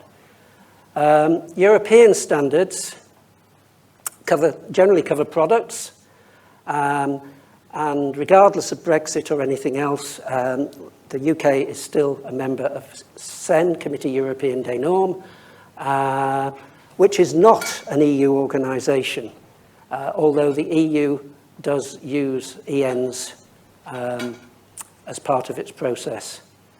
And they still apply in the UK. And The Secretariat of TC72, which is the fire alarm standards, of which voice alarms is a subset, is held in the UK. So this is where I intended to insert the other slide, which was about the process we go through with the revision of British standards. This is done every 5 years. We look at the standards. So the last published version was in 2013. 5 years later, we looked at it and said, no, it's fine. But then back in 2021, we had a lot of comments from our friends at AMS Acoustics, plus some comments from the Fire Industry Association. So we looked at it again and said, yep, there's enough work to be done here to justify a revision. And the first change is, for some reason I really don't understand, we've changed the title and put Code of Practice at the end. Isn't that exciting? The scope, just the cut-down version of the scope. It's systems connected to voice alarms. It doesn't actually cover systems that are connected to fire alarms. It doesn't actually cover systems that are not connected to fire alarms, although, of course, you could use it for guidance. We've introduced and modified some definitions. And this is mainly because either they were omitted originally or because we wanted to cover some particular technical points. So the first one, acoustically distinguishable area. Well, of course, an area is two-dimensional. And audio is three-dimensional, so we changed it to space. A really minor detail, but it made more sense. There was no definition of what an ambient noise sensing system is in the standard, so we describe it. Competent person, that's a definition that's gone in all the fire alarm standards, so we put the same definition in. We've introduced the word broadcast in a lot of the way we explain things in the standard to make it clear that that's what we're doing. It's not just a message or an announcement, we're actually broadcasting it. We didn't have a definition for an emergency microphone. I don't know how we missed that, but we didn't. But we did have a definition for emergency mode, and nobody knew what it meant. So we took it out.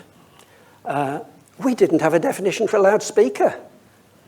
We didn't sort of think we needed one, but one of the things that's changing in the world of fire detection is that there's at least one manufacturer trying to introduce a range of smoke detectors, which they reckon will also work as voice sounders with live speech. Quite. So what we've done here is we've not said you can't do that. If they can do that and make it intelligible, good luck to them, that's great.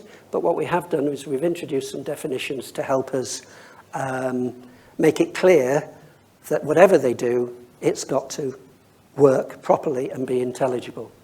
So the definitions of loudspeaker and voice sounder together cover that point.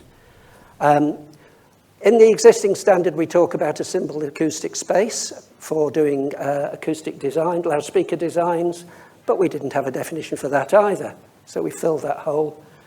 And again, under intelligibility, we didn't have a definition for speech transmission index. The need for a VAS. The next clause where there's a change, it's down to the fire strategy prepared by the design of the building. We've taken out all the stuff about talking to the fire and rescue service. First of all, they're not interested. Secondly, they don't have any expertise to bring. And there's no legal responsibility on them at all. The responsibility for the design is just with the designer. We've got a section on types of system, V1 to V5. Just one minor change to make it clear that a V2 system, which is a system that can have any number of zones but has an all-call microphone, may also have 2 or 3 or 10 all-call microphones. I think that was just answering a question, a practical question some people had had on installations.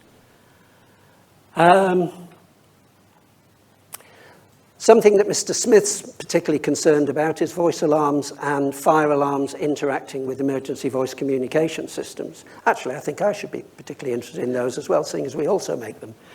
And we we're trying to make sure that you don't put a loudspeaker immediately above the emergency voice communication system.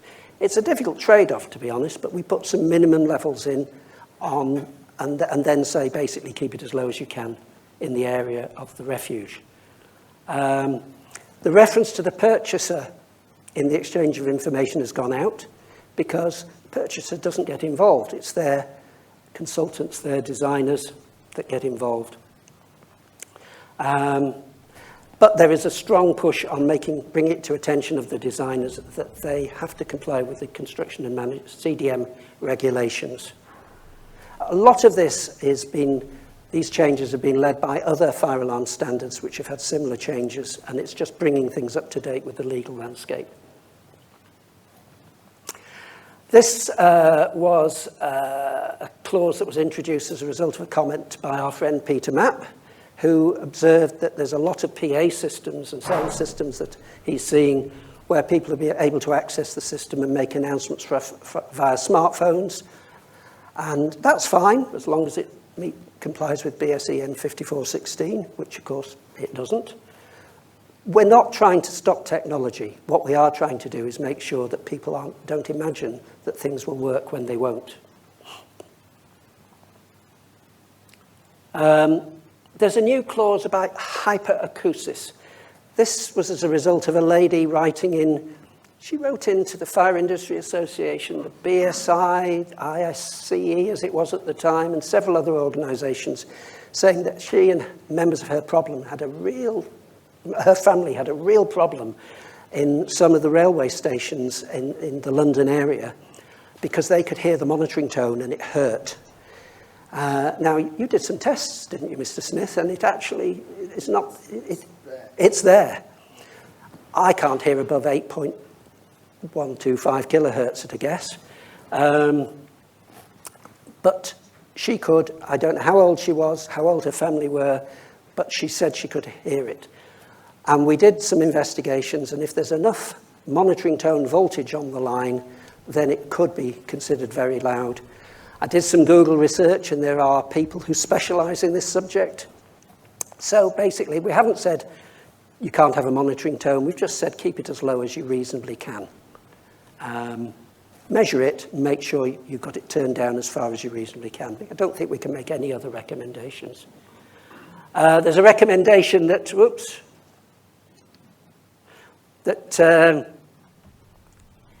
if you've got warning devices for the deaf and hard of hearing, so vibrating pillow pads, VADs, that sort of thing, they should be not just operate when the automatic alarm goes off, but also on manual emergency messages. Again, we talk about EVCS and interaction with the system there, and the same with the master station. So a little bit more meat on those bones about loudspeaker levels. There's a completely new clause on assistive listening systems, and it would be really nice to have that overarching assistive listening standards, because if we had it, we'd refer to it. So if you are writing that, or if we are writing that, should I say, let's put it in the standard. The next draft will be 5 years from now, so that gives you plenty of time. But we can certainly refer to it in this standard.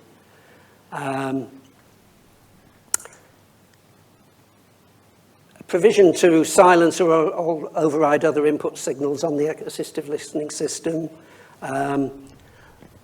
They don't need to comply with EN 54, 14 and 16. You won't find an assistive listening system manufacturer who's going to submit their products to those tests. They don't need standby batteries, etc., etc. They are a supplementary form of warning. However, they should be fault monitored. You need to know if they're not working at all.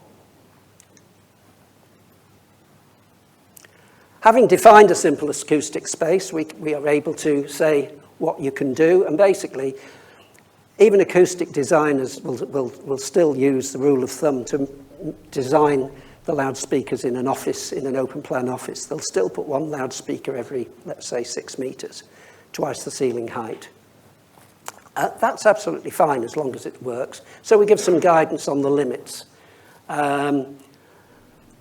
We explain yet again, that the thing people call a fire dome on the back of a loudspeaker is very rarely a fire dome. And certainly in the context of 5839 Part 8, the sole purpose is to prevent things that might be melting in the ceiling above from falling on the terminals and damaging the interconnection with the next loudspeaker. So you can put a completely closed metal back on it, but if it's aluminium, I think that burns around, is it 200? 400 C. And a fire at the roof of a building goes around about 1,000 to 1,100 C, so it's not going to do anything anyway. However, if it is a fire barrier and you're putting a loudspeaker in it, which would be a strange thing to do, then you really do need to make sure it's properly protected. Again, we have one in red here that Mr. Smith's particularly concerned about, and which was that... Acusticians were concerned about it. Well, yes. Because EM5424 gives a minimum response for wall speakers, ceiling speakers at all of them. Yeah. And people were just submitting them with the equalisation in and then fitting them willy-nilly. Yes. So an extreme case of what Tony's talked about there is a horn loudspeaker that was designed to be very, very efficient at 1 kilohertz. And they want to certify it to EM5424, because otherwise they can't sell it for fire alarm use. So they have to take that peak out. So they take that peak out, they pass the test in EM5424, then they place it on the market. Nobody fits the filters. They just put it on the same circuit, or they filter everything else. They do fit the equalization, and they filter everything else in the same way and take the middle out. So I think that's a very important hole we've plugged, and certainly one you've come across an awful lot, I think. Voice sounders, the fire alarm people don't understand that a voice sounder needs to be effectively treated as a loudspeaker when you're going to work out its effectiveness, so you probably need 4 times as many of them. So we give some guidance on that. And, this is the key one. If a voice sounder is used as a voice alarm system, it needs to meet EM54, 16, 24, and 4. So 16 for any control functions, 24 for acoustic functions, and 4 for power supply functions, depending what it actually is. A little bit in the commentary. Commentary is literally what it says. There are no recommendations in commentary, or at least there shouldn't be, and if there are, we should take them out. Or we can't have the word should in commentary. By the way, you'll notice I keep saying should and not shall. It's a code of practice, it's guidance. It's not black and white, it's not a specification, although they're often used that way. So we just point out it's a good idea to have a bit of spare capacity in your amplifiers. And that if you're using some kind of standby amplifier, hot swap, warm swap, whatever, and you're using signal processing, make sure that you've got the same signal processing when you swap it in. Emergency message generators. In 2008, EM5416 was published and defined how emergency message generators should work. So we finally got round to taking the requirements out of this standard and just saying, read EM5416. And in any case, you can't place it on the market if it hasn't passed EM5416 tests. A lot of people, when I was more heavily involved in voice alarms, a lot of people said, oh no, we don't want the word fire. That'll frighten people. Well, apparently now it's absolutely fine, we've been told, to put the word fire in. So we tell you that it's absolutely fine. So at least if you're in a discussion with a specifier about the messages, you can say, well, the standard says it's absolutely fine, and that should truncate that discussion. Some other changes, emergency messages.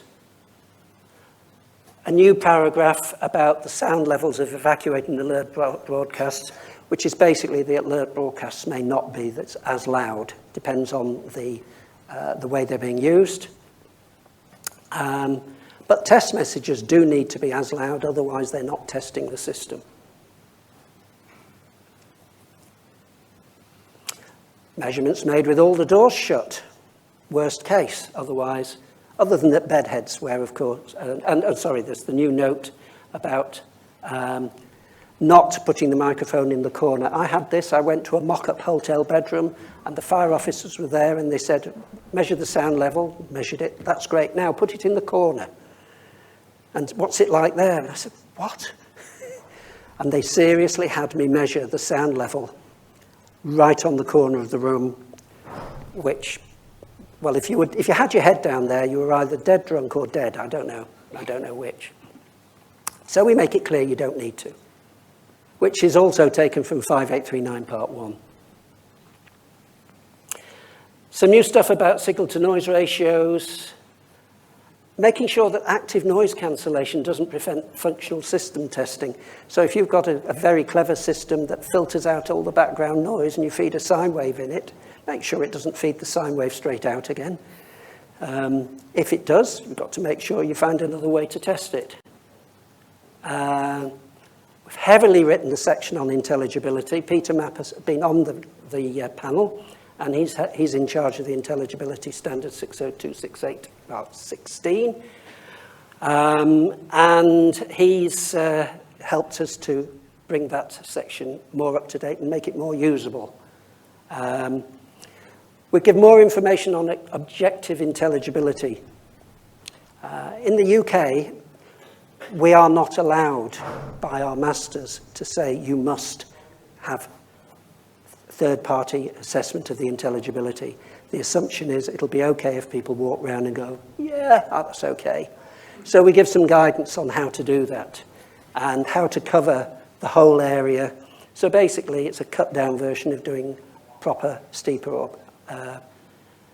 tests. A new clause on cybersecurity. This is going into all the standards at the moment. We don't say anything very startling. We haven't gone too far into it. Apart from anything else, these standards are altering all the time. So we've just kept it simple and to the obvious things. And it's taken a while. When did we start connecting systems? 97? So it's a good job it's happening. This is a typical backwards phrase. This is how we had to write it. It would be really nice if you've reported faults to the alarm receiving centre. That's what it says. We can't say you should fit an arc. Although I'm not quite sure why we can't say that. Maybe we'll question that.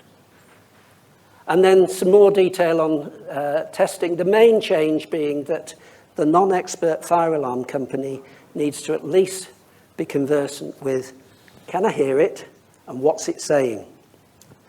To try and close some of the holes in the maintenance side of these things. I'm convinced that a lot of fire alarm companies that bid for maintenance on voice alarms have never even heard of 5839 Part 8, let alone read it. We do what we can, but unless the government changes policy on maintaining anything, this is all we can do. A little note about batteries. When you put them in, manufacturers normally reckon 4 years life for a valve-regulated lead acid. Put the date on the battery. It also makes it easier to charge the customer if you can show that. And make sure the ambient noise sensing works.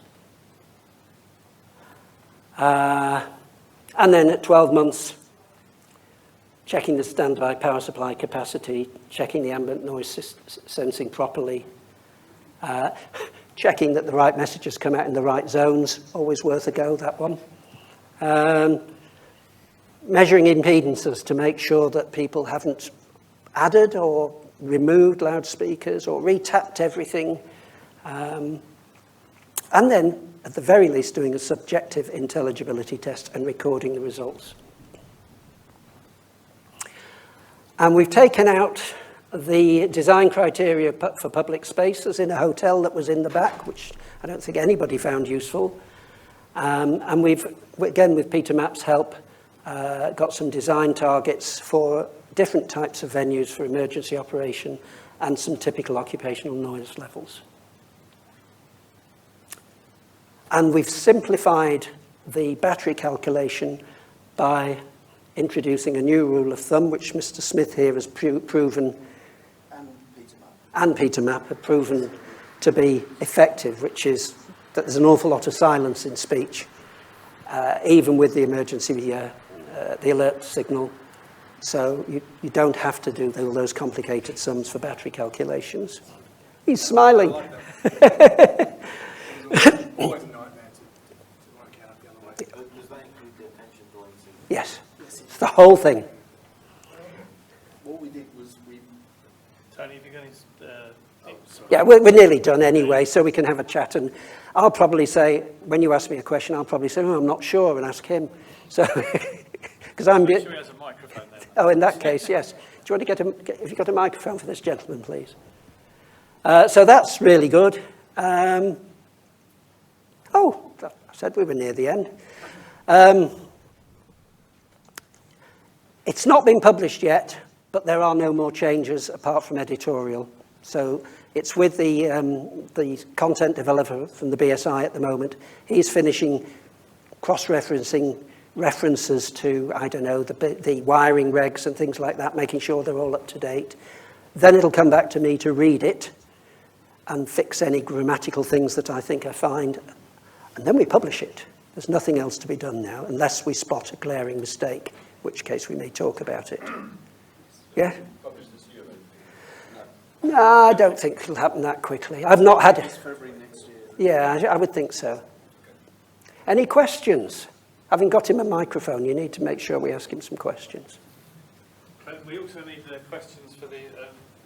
Sorry, we also need a microphone for the question askers as well. So we'll... Hold on. Majid, sir, have a microphone. Yeah, can you tell us a bit more about your findings on the monitoring tone? So what kind of levels were there in the system that they were objecting to? Right. What it was, a certain manufacturer sends out their voice alarm equipment with the monitoring tone set at 50 volts in the 100. So not only does it chew batteries, it cooks amplifiers, and it really, really affects the people who are sensitive to it. And by the way, I have been in a meeting room held in the offices of this company, and I've measured it, and it really is there. It is. If I can find it, if I can find the file on my phone, I can show you. Even with the ineffectual transmission of 20 kilohertz from ceiling speakers, it actually still comes through at quite a high level. 20 kilohertz. 20 kilohertz. Yeah. So do we have an SPL in the room that has a good guidance? No, we don't. Okay. Because what we can't do is say you can't have it, because it's code of practice. No, but you're saying there's an upper level beyond... That's why we say try and keep it to a minimum. Oh, I see. When you try and turn that one down, you'll find the system stops working. But that's another problem, really. I wonder if it more that you looked into it, whether you found some guidance that you felt that this problem occurs when it's above a certain sound pressure level in the room that would help us. The trouble is, the lady who did the complaining, who I tried to get back to, I contacted her several times and say, look, we're doing something at last. No response. Okay. So we don't know. Okay. But what I can say is when I did the measurement in this meeting room, it was there or thereabouts speech level. Okay. It was the same level as the conversation going on in the room inside a... Signal to noise ratios is unnecessarily high, basically. Yeah, it was really loud. But the problem is, with that manufacturer's equipment, if you turn the tone level down, which you can do, it stops monitoring the lines. Oh, right. So, yeah. So anyway, we've done what we can do in a code of practice. Thank you. So, and the other thing, while we're on about it, is the way we calculated the battery requirements. So, the low voltage directive and EMC directives use 1/8 power for the amplifier as the way of testing it. So, I've always used 20% as a rule of thumb because Peter Barnett said that at Windermere. And Gosh. How old are you? It must be true. So what I did was I went to set to reproduce Peter's tests because we couldn't find them, Helen didn't have them and whatever. So in redefining the tests, what we did was put an amplifier on sine wave, put an amplifier with 10-second attention grabbing tone followed by the BSI evacuate message, and ran it for an hour and measured the relative temperature increase in the two loads. And what actually it was 10%, not 20. So then Peter Mapp decided he would test by measuring the acoustic power as a percentage of the spectrum, and he got 10%. So we thought 12.5% gives us correlation with the EMC testing and continuity and a bit of spare breathing space. And a convenient number of decibels. Yeah. Exactly. Yeah. Exactly. Good work, thank you. Valuable. It's nice to see people nodding in the audience. It's always encouraging because it's not the most exciting subject. Not at all. You've got some questions? You've done No, the it's hard not a work question. for us. There's just a note here that's come in from Peter Mapp saying there was an ISCE article and several papers, AES, etc., on ultrasonic monitoring. I didn't ask Peter. Well, I'm sure they're I shall follow that one up. available somewhere. Yeah, but it won't make any difference to this version of the standard anyway. And actually, I don't think it's our job to police these things too closely. At least we're making people aware of it. But I think the people with the problems also have to get involved as well and stand up. A bit like the hard of hearing people standing up with assistive listening systems. Well, I think it was actually, having done some time in voice alarm, I did notice the problems in assistive listening in terms of nobody actually knows how it works, nobody cares, nobody looks after it, blah, blah, blah, all sound appallingly familiar in terms of, the things that the voice alarm is somewhere in a box, but nobody actually has ever tested it, checked it, maintained it, or anything. And it's just very often both things are considered to be grudge purchases in some way or another, and therefore relegated to the bottom of the pile when it comes to any continuing investment. Same as the fire alarm. That's a grudge purchase. You have to have it because they won't let you open the building without it. But if you look at BS 9999, it's very specific when you've got to have voice alarm. And the amount of people who don't put voice alarm in when you should have it is frightening. And of course we are all preaching to the converted here to some extent, because the people who are trying to sell the voice sounders don't appear to be represented, particularly in the room. I don't know anybody. No, I don't know. We make some very good voice sounders at this company. It's the ones who make But the bad ones, aren't we you? do know what they are and what they aren't. Yeah. And they have actually, we know what they're for, and we don't oversell them. Any further questions from within the room? Well, it's gone very smoothly. I expected I was going to slightly more. I was going to just make an observation. If Tony said that this edition is going to come out in February next year, because that will be nice, because that will be exactly to the month, 25th anniversary of the first edition. We'll have a party. There you go. I'm old enough to remember that one too. Anything else on there? Okay.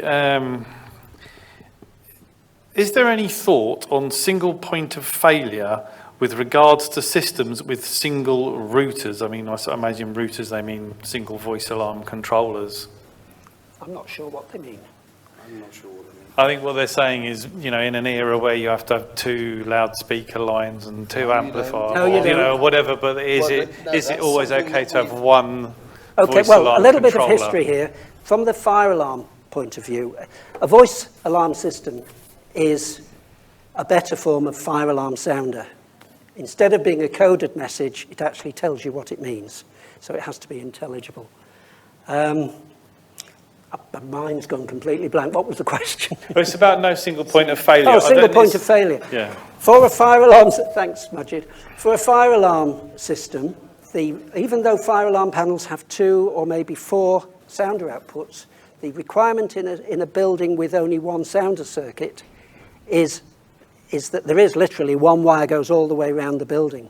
The second circuit is for the sounder next to the panel. And the logic is you're using fire-rated cable, it goes off, everybody hears it, everybody leaves the building. If the fire burns through the sounder circuit, then you're at a danger, you'll think the fire alarm has gone away. So you go back into the building and say, oh, it's stopped. But you know it hasn't stopped because it's still sounding on the alarm sounder next to you. As a minimum, a voice alarm is exactly the same. So if it's a one-zone system in a building, it could, from a compliance point of view, have just one loudspeaker circuit all the way up through the building. That is allowed. As long as there's another loudspeaker circuit. As long as there's a second circuit next to the fire panel saying, this is still going off. That's what the rules are, and that's, we have to follow the fire alarm rules, so that's what we say. Now, of course, most voice alarm systems have more than one loudspeaker circuit, emergency circuit, and therefore they automatically have a second circuit in the building that acts as a backup. However, even then, you don't need dual circuits per zone, because failure of one amplifier will only remove the sound from one zone. Thank you. No, I think I suspect the question comes. There's a lot of specifications you see coming out internationally where this phrase "there shall be no single point of failure" is somehow inserted into that specification. I don't know where that originated from, and I don't see that it's necessarily totally related to the standard. But maybe it's something that has to be clarified. No, it's not part of EM. It's not part of EM. So we can't. Yeah. No, but it's just maybe that's a commentary item for 2028. I think when you start to look at that, you're effectively talking about complete duplicate systems. Yeah, like and in nuclear oil and power gas stations, that's probably a good idea. But for voice alarm, bearing in mind this stuff is tested at great expense to make sure it's reliable and does what it says on the tin. I mean, my company, at the moment, we don't actually do voice alarm, but for fire alarm equipment, we have a wall we call the £1 Million wall. It's got 9 certificates on it. The new EVC standard, what we're reckoning, 50,000? 58, 60,000 for the product testing. That's what the sort of money we spend. 12,000 voice alarm testing. And we've got a smoke detector being tested at the moment that works on heat, smoke, carbon monoxide, talking sounder, visual alarm device, and that's coming in at the moment about 350,000 for the certificates. That's what we have to spend to be in this game. If I'd realised years ago, I would set up a standard testing. There are lots of easier ways to make money. Can I add to this a little bit? We imagine. Go on. But then we're going to this last one. Then we're wrapping up. So I don't know if this helps.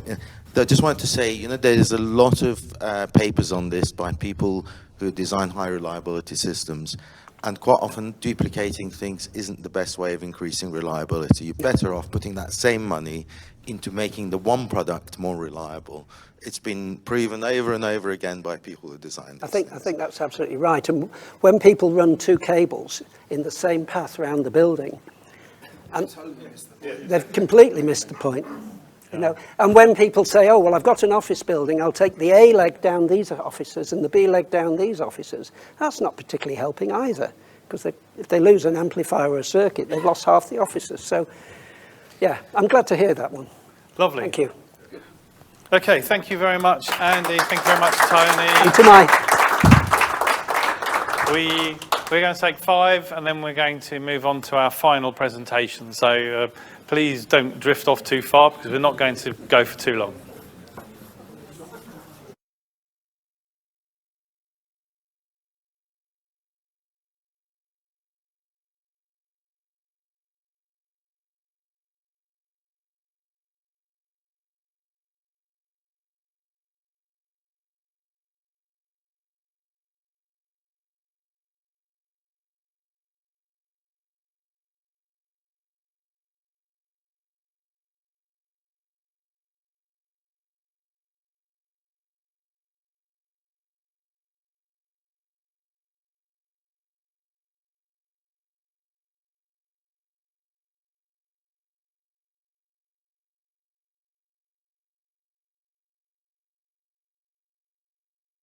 Sit your ass down. Oh, peace and quiet. Okay, so we're going to move on to our third and final presentation of the Get Ahead event, which is going to be by Pete McKeague here. I don't think Pete's terribly familiar face to most of the group. Working at Zenitel, he's been stitched up by his mates to come and do this presentation. But I'm sure it's going to be a fabulous success. So with no more further ado, Pete McKeague on what's your official title there? How is it officially done? IP? What have I done? What are you? IP, PA and PAVA. There we go. That's what I'm going to talk about. Lovely, leave you to it. Well, there's the idea anyway. So I'm going to be taking you through a quick look at kind of all of the types of systems, but with a particular focus, which is what I've been asked to do, on IP speakers specifically. So no longer do building systems comply of simple standalone security, paging, and life safety systems. Everything's kind of getting mashed together in the IP world. So it's encouraging this convergence of systems. And IP audio systems offer networked products that then effortlessly transfer audio and control data over your network. And then what it allows us to really do is to start enhancing other subsystems within a business, not just within the audio world. So you can start to have things like your intercom, your PA for operational use, and then PAVA, your life safety, all working together. But on top of that, you can then also bring that into access control and surveillance systems, so more security applications. So when we're talking about IP systems, we're really talking about either, it could be a single IP speaker, it could be a cluster of nodes that are within a VA system, or it could be multiple clusters all joined together across discrete geographical locations that are all then networked together to function as one massive system. And then really, I mean, you hear a lot of the time that they're also referred to as VoIP systems. It's quite a catch-all term because VoIP could mean absolutely anything. It's just voice over IP. So it could be, an intercom system gets called a VoIP system. So does an IP speaker. And so sometimes PAVA you don't tend to hear as VoIP systems, but they are generally that way enabled. There's also then unified platforms on top of that, and I'll speak about that very briefly. So if we look at the VoIP solutions that are out there, they're networked using with control protocols for your control side of things, obviously, and to initiate calls between the different products, whether it's to a microphone or else otherwise. And then you've got your transport medium for audio itself. I'm probably preaching to the choir on some of this. I'm sure you all know a lot of it. Most manufacturers do have their own proprietary protocols. If we look at what Zenitel have, we've got PMC for the ASL PAVA brand, so PMC is one of them. For our intercoms, we've got Alphacom. Bosch have got Omnio for their PAVA, for instance. And I think, you've got Honeywell ESSA with something like Veridyne AD PCM. So we've all got our own flavor of protocols, really. On top of that, most manufacturers then also support an open protocol. So you've got AES-70 for your control, or maybe SIP for establishing calls between products. And then AES-67 for the audio transport, G711 and G722 codecs for the actual audio content itself. Then you've obviously got semi-open or licensed protocols, things like Dante, which I'm sure you're all pretty aware of.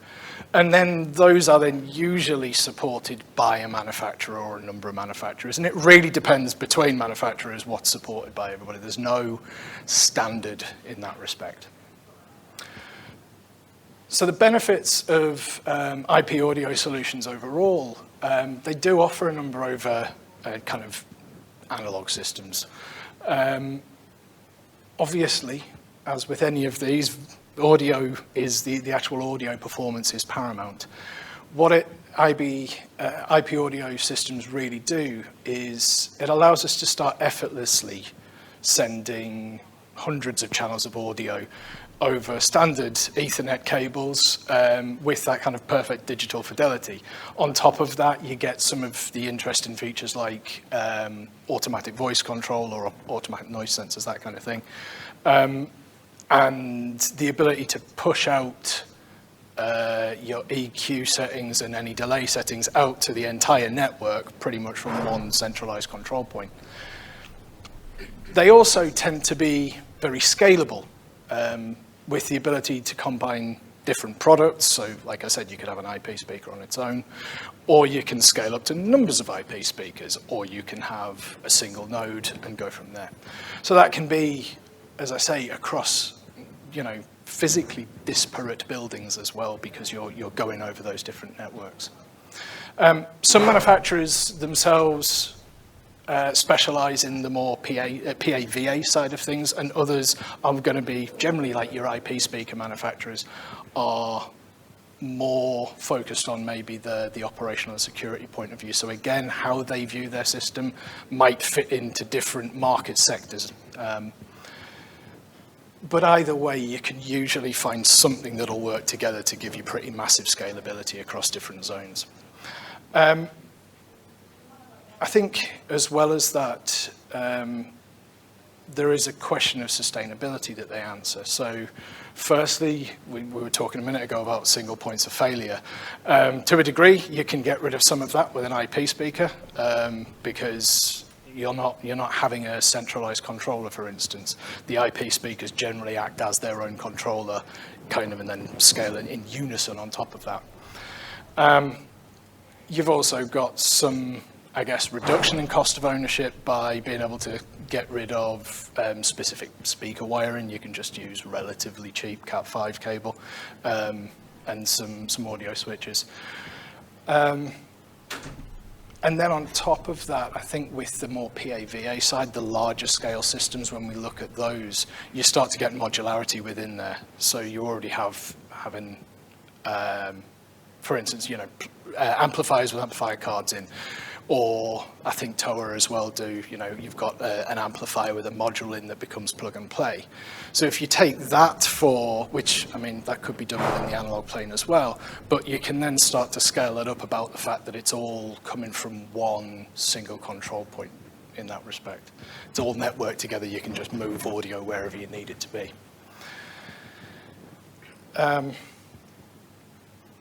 So I think on top of that, one of the really interesting points is where you start looking at these integrations. You've got these systems where you can start putting in an IP speaker over ONVIF into a VMS.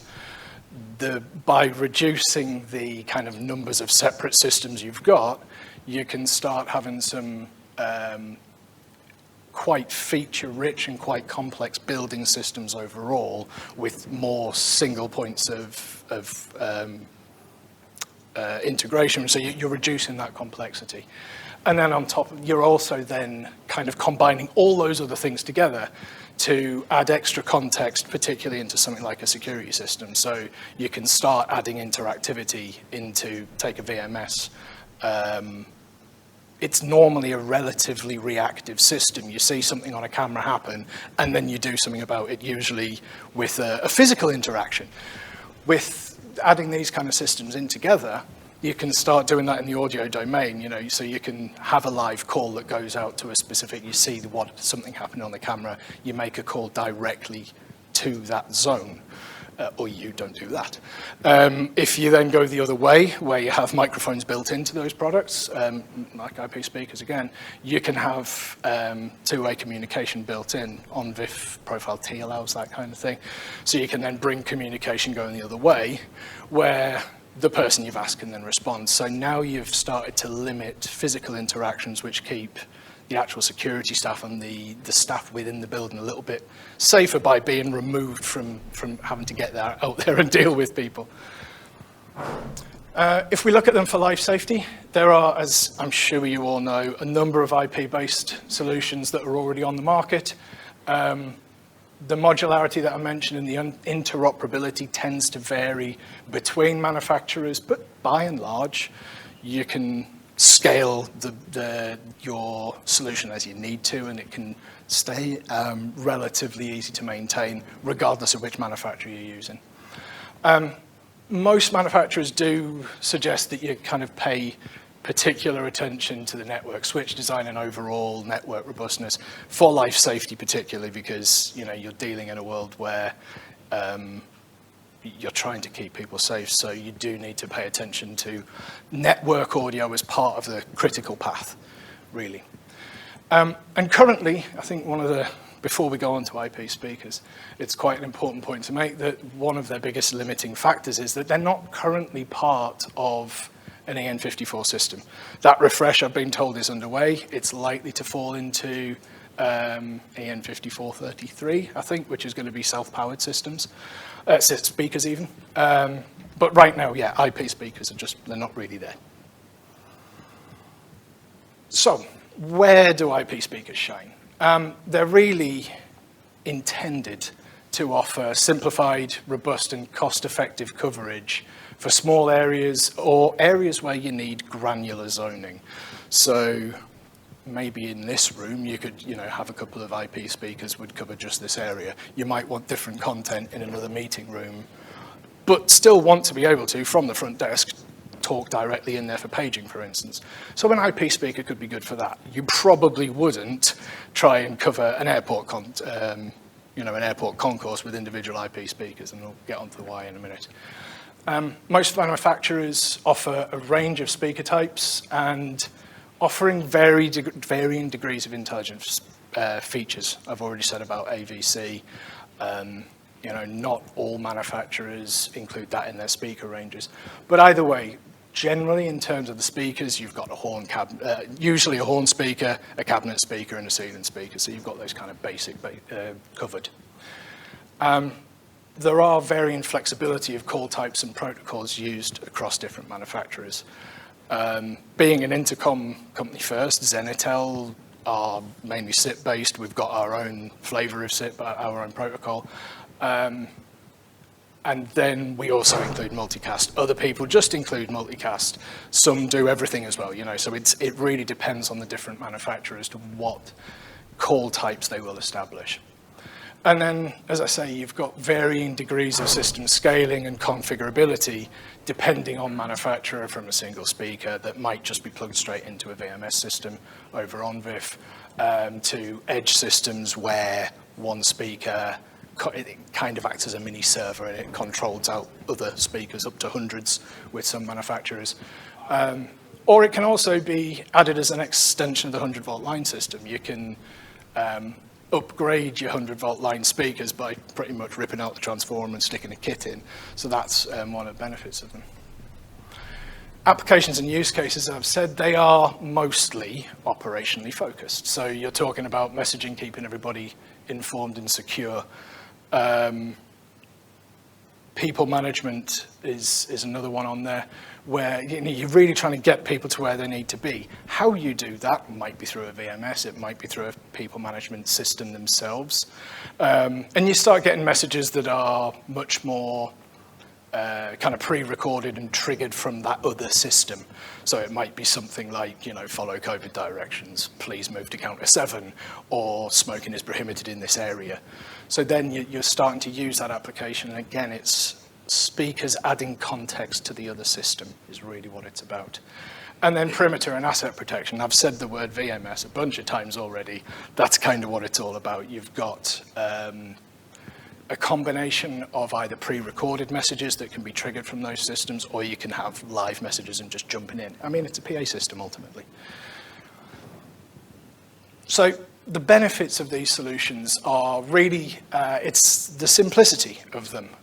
They are relatively, in comparison with a 100-volt line system, they're easier to install and expand, usually. They do save on rack space. Every single speaker has its own built-in DSP and its control. That in turn reduces the environmental impact and kind of speaks to that sustainability side. You don't have to have a room that's chock full of racks anymore. and kind of all that environmental control that goes with it. There's no centralized DSP, as I said. It is its own endpoint, so there's no central point to fail, and one speaker falling over doesn't kill the whole system.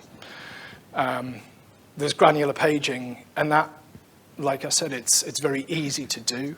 And it does seem, a lot of the time, I think one of the objections we get is the idea that you're going to put out, let's say somebody does do a really big installation, and they put out hundreds of endpoints. Well, in theory, you might have to configure each of those endpoints. Most manufacturers do have tools that you pretty much, they'll self-discover on the network itself, and then from that tool you can push out all of your configuration to all of the speakers out there. So it can be very easy to do. And then you've got built-in mics on most models out there, which are a basis for self-testing and automatic volume control. And then you get some of those extra use cases like the increased situational awareness. And some do two-way communication. Not all manufacturers do. It really depends on kind of the kit they're running and what they've enabled with there. Because essentially you're putting a microphone right next to a speaker. So it's not always sensible to just keep those channels open. Not all manufacturers kind of go down that route. And then, as I said, you can update existing installations. So you can take a speaker that already exists and just basically swap it over for an IP speaker quite quickly.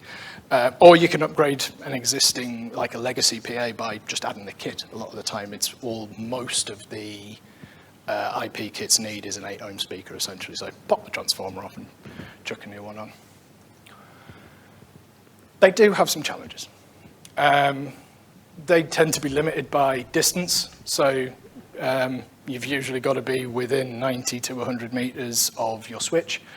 And PoE limits the power of most speakers, depending on which flavor of PoE you've got, to around 10 to 15 watts is generally what you see on the market. Lots of the manufacturers, I know we are working on higher powered speakers. Obviously, that will come with needing more, PoE and PoE plus and plus plus. And if failover requirements are there, you start needing to add more things like battery backup or local power. Again, varies from manufacturer to manufacturer what's on there. Some are just PoE, some have a local 24-volt DC input, so you can do some of this stuff, but it's not necessarily that easy to get failovers in there, if I'm honest. And as I've said, they can't be used for EN54 at the minute. Hopefully that will change. It's just not accommodated within the standard. Even though in reality, I think from a kind of a product point of view and a system point of view and a use case point of view, they'd be fine for it. The technicalities of how you get to EN54, it just doesn't work at the minute. There are, of course, cybersecurity concerns. As I said, you've got multiple physically accessible endpoints, and that could be seen as high vulnerability. Can people tamper with it? Can people get in there? And as I say, there is a tipping point between whether or not an IP speaker is the most cost-effective way to do it, or whether you just stick with a 100-volt line system. For larger systems, it can just be easier to have a 100-volt line system that then is IP-based, past the amplifier and the controller or the router, but it's still, not IP down to the individual speaker. I spoke about cybersecurity a moment ago. In reality, IP audio systems are no more vulnerable than any other thing out there. Everything is networked these days. And generally, most manufacturers suggest that you have a closed system for their, whether it's an intercom or PAVA or even IP speakers. There is some amount of closed network, so it's not easily accessible from those that shouldn't. On top of that, you'll get some industry recommendations. So ISO 27001, most manufacturers will keep to that and suggest that everybody has that data management plan themselves. You also have 62443 that most manufacturers are beginning to work towards. It's a relatively new standard, so it is going to take some time, but that goes really, so you've got a design layer in there of the product itself, how it is developed, and then you've got product standards as well. So like I say, most manufacturers are working towards that as a proof point towards cybersecurity. And then on top of that, a lot of manufacturers will have their own hardening guide, so it will show you how to meet like the CIS or NIS directives and things like that. So you can, that's whether it's enabling features on their products themselves or how you build your network. So overall, they are, yeah, like I say, pretty secure systems. I'll just mention this briefly. Unified, or what we call at Xenitel, unified audio platforms. These combine IP, PA, and VA solutions with intercoms and telephony. So you can then run operational messages and paging all within one conglomerated audio system. It enables anywhere-to-anywhere communication, so I can make essentially an intercom call into my PA, or I can go from my PA into a group of intercoms, making them like a mini PA zone. Obviously, it is operational. You can't do it for voice alarm. And what that then allows you to do is have a single point of integration and control, again, simplifying deployments again. You've got a single supplier as well for a lot of your audio system. So that's then you get some cost benefits. You know, you've got better buying power, I guess is the best way of putting it. You've also got more cogent support. You've gone into one manufacturer, you've got all kind of one-stop shop. But few manufacturers currently provide these solutions. I think off the top of my head, there's 2 or 3 that do a truly integrated line across all of their different products. So in summary, networked audio has clear benefits as part of the modern built environment. SIP is growing as a basic requirement for most IP audio systems, but as I say, manufacturers have their own flavors of that as well. They're generally very flexible and easy to use. VoIP for emergencies is currently limited to 100-volt PAVA systems. And then IP speakers are definitely, I really hope definitely, going to be introduced as part of EN 5433. IP audio systems can easily be implemented as part of a cybersecure system. And overall, hybrid systems, including all 3 kind of facets of audio systems, are becoming more attractive, and especially for the kind of higher profile implementations. And that's it from me. Hopefully that's been informative. Any questions? Thank you very much, Peter. Questions? Look, Daryl, please. Start with Daryl. Just a quick one. Yeah. If you were to implement a PA without for voice alarm purposes, then presumably you're looking at 30-minute fire rating for your network cable and... Yeah, I'd assume so. I mean, right now there's no standard for it at all yet. You know, it's all in the works. Yeah, I'd imagine that there's going to have to be some amount of fire rating for the cabling. You're going to have some amount of redundancy on the switches. There's, if not redundancy on the switches, then there's going to be requirements to make sure that it's, you know, you're not just chucking in a random router that, you know. So certainly, I mean, if we look at the ASL equipment right now, we go for a slightly more open way of doing network switches, for instance. So you've got a COTS switch that is part of our EN54 declaration.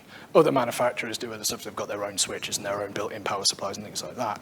And I think in that respect, it'll probably end up, there'll have to be some provision like that to work with an IP speaker, because it is essentially standalone in some respects. Anyone else? Majid?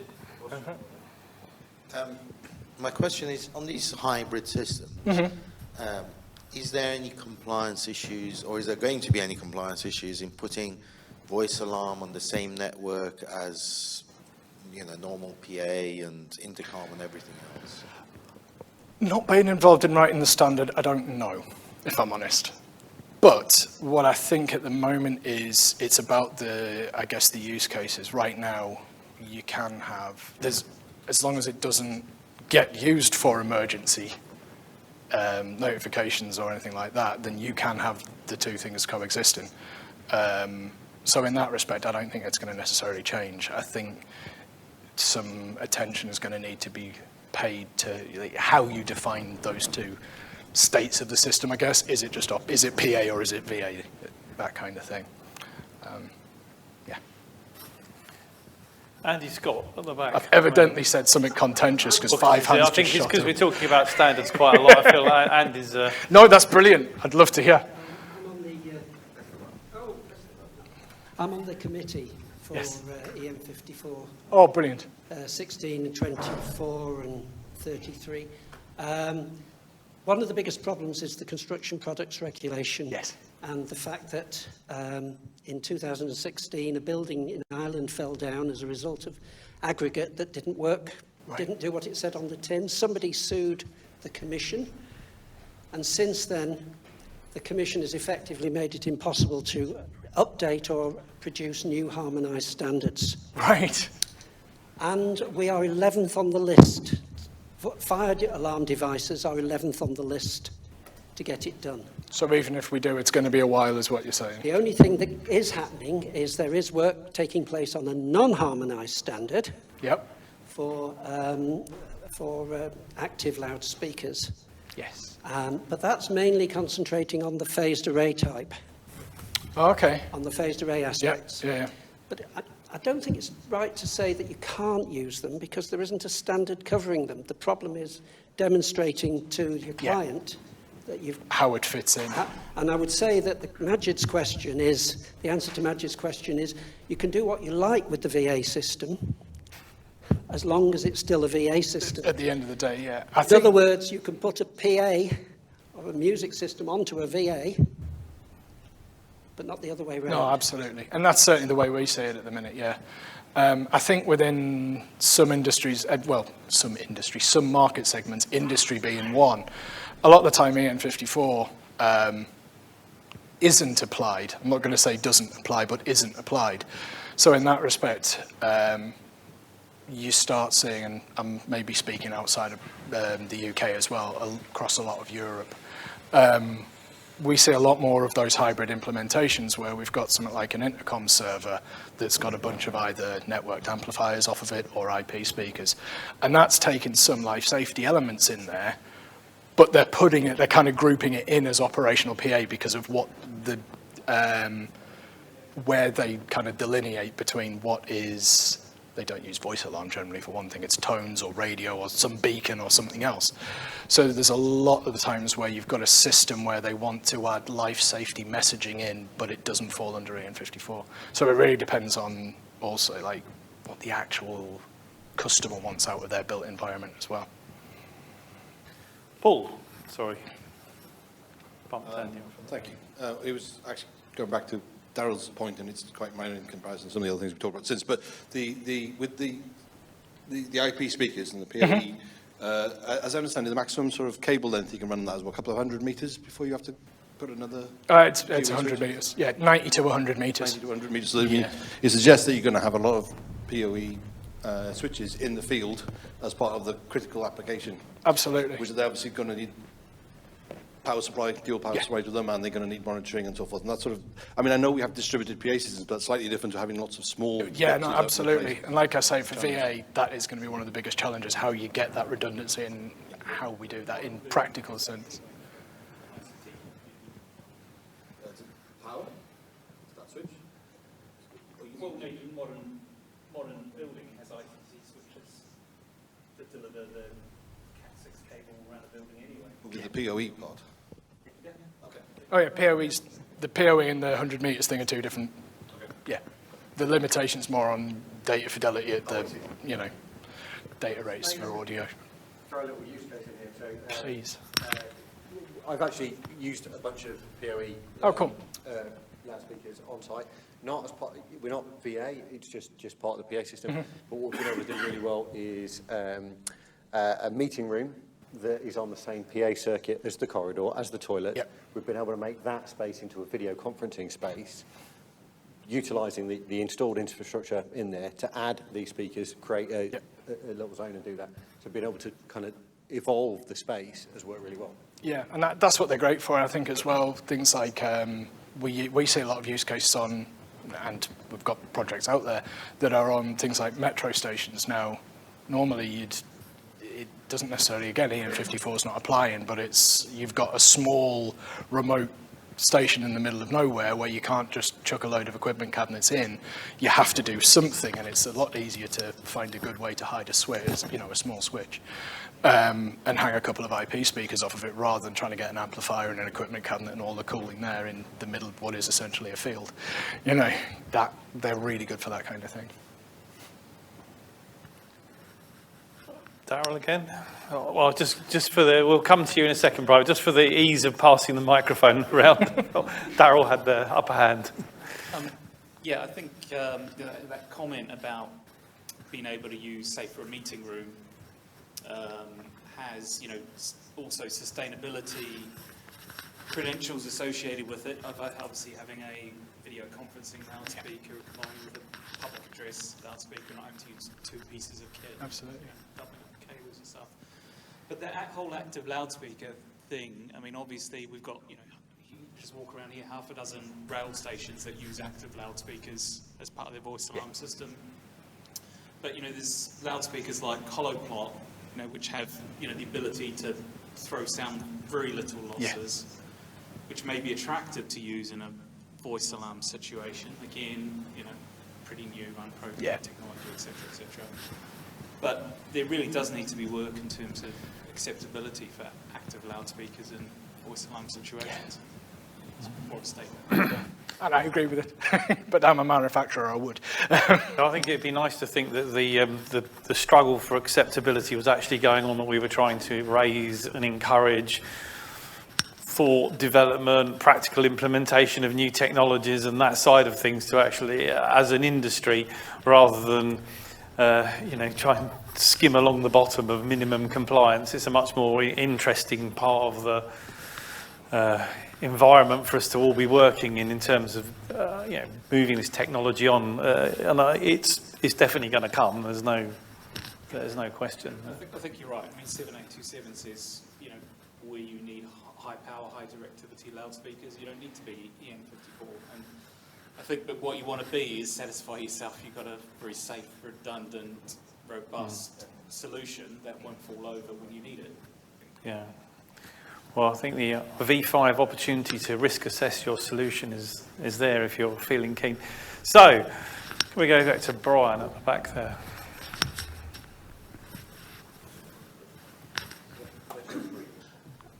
As a retired audio and acoustics engineer, can you explain what the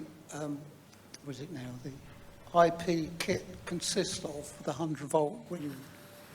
When I talk about an IP kit, I can talk about the products I make. I don't know the ins and outs of everybody, but generally they're the same. It's essentially, effectively an IP intercom kit. So what you have is you've got a small box of magic, it's not magic. You've got your electronics kit in there that will usually enable, so you'll have the SIP communication over there. It's usually got a line out for a speaker because it's designed to build an intercom. And then you've usually got a microphone input, some contacts in there, usually a read relay, certainly within hours.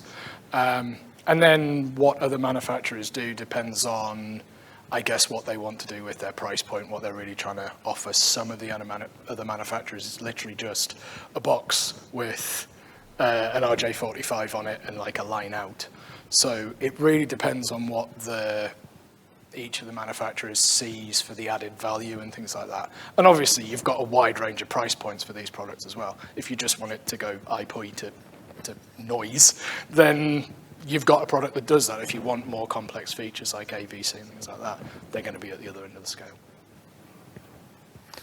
Okay, any more questions? Majid? Do you have any commissioning tools for these IP speakers? Because I can imagine once you go past about half a dozen, it's... No, I must admit, there's no manufacturers that I can think of that have commissioning tools. There's a few that have the kind of simple design tool thing. You know, X area means X speakers. But no, I don't think there is many of the actual commissioning tools. Do you see what I'm getting at? If you've yeah. got a number of speakers, where are they all? How do you know where they are? Yeah. Well, yeah, so that, I guess, there are some within the intercom. It's essentially, for us, we've got an intercom configuration tool that is the same for the IP speakers.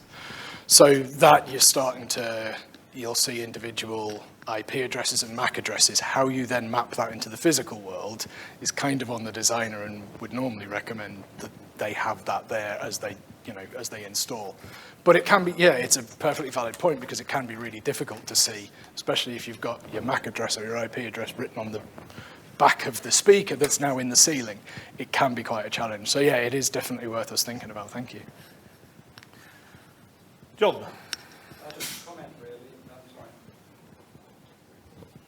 Can't you put LEDs on them so that you can just press a button to say identify in that zone, then that LED flashes on that speaker? So you could do, yeah. Yeah, absolutely, yeah. I don't think anyone really does at the minute. Oh, they do. The Access ones do. Ah, cool. I mean, we do IP ceiling speakers for boardrooms. Oh, right, cool. Yeah, we have two types of inputs. One can be a program input, one can be an intercom input. Right. And, yeah, we have a flashing LED on it so that you can Just see whether it works on that. Yeah. Oh, that's fantastic. press a button and the LED on it. There you go. So yes, you can. We just don't.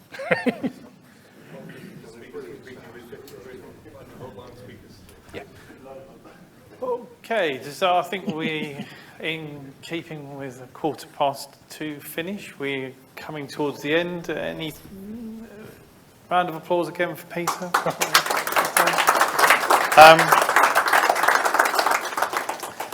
So I have my long speech here that's handed to me by Rod. No.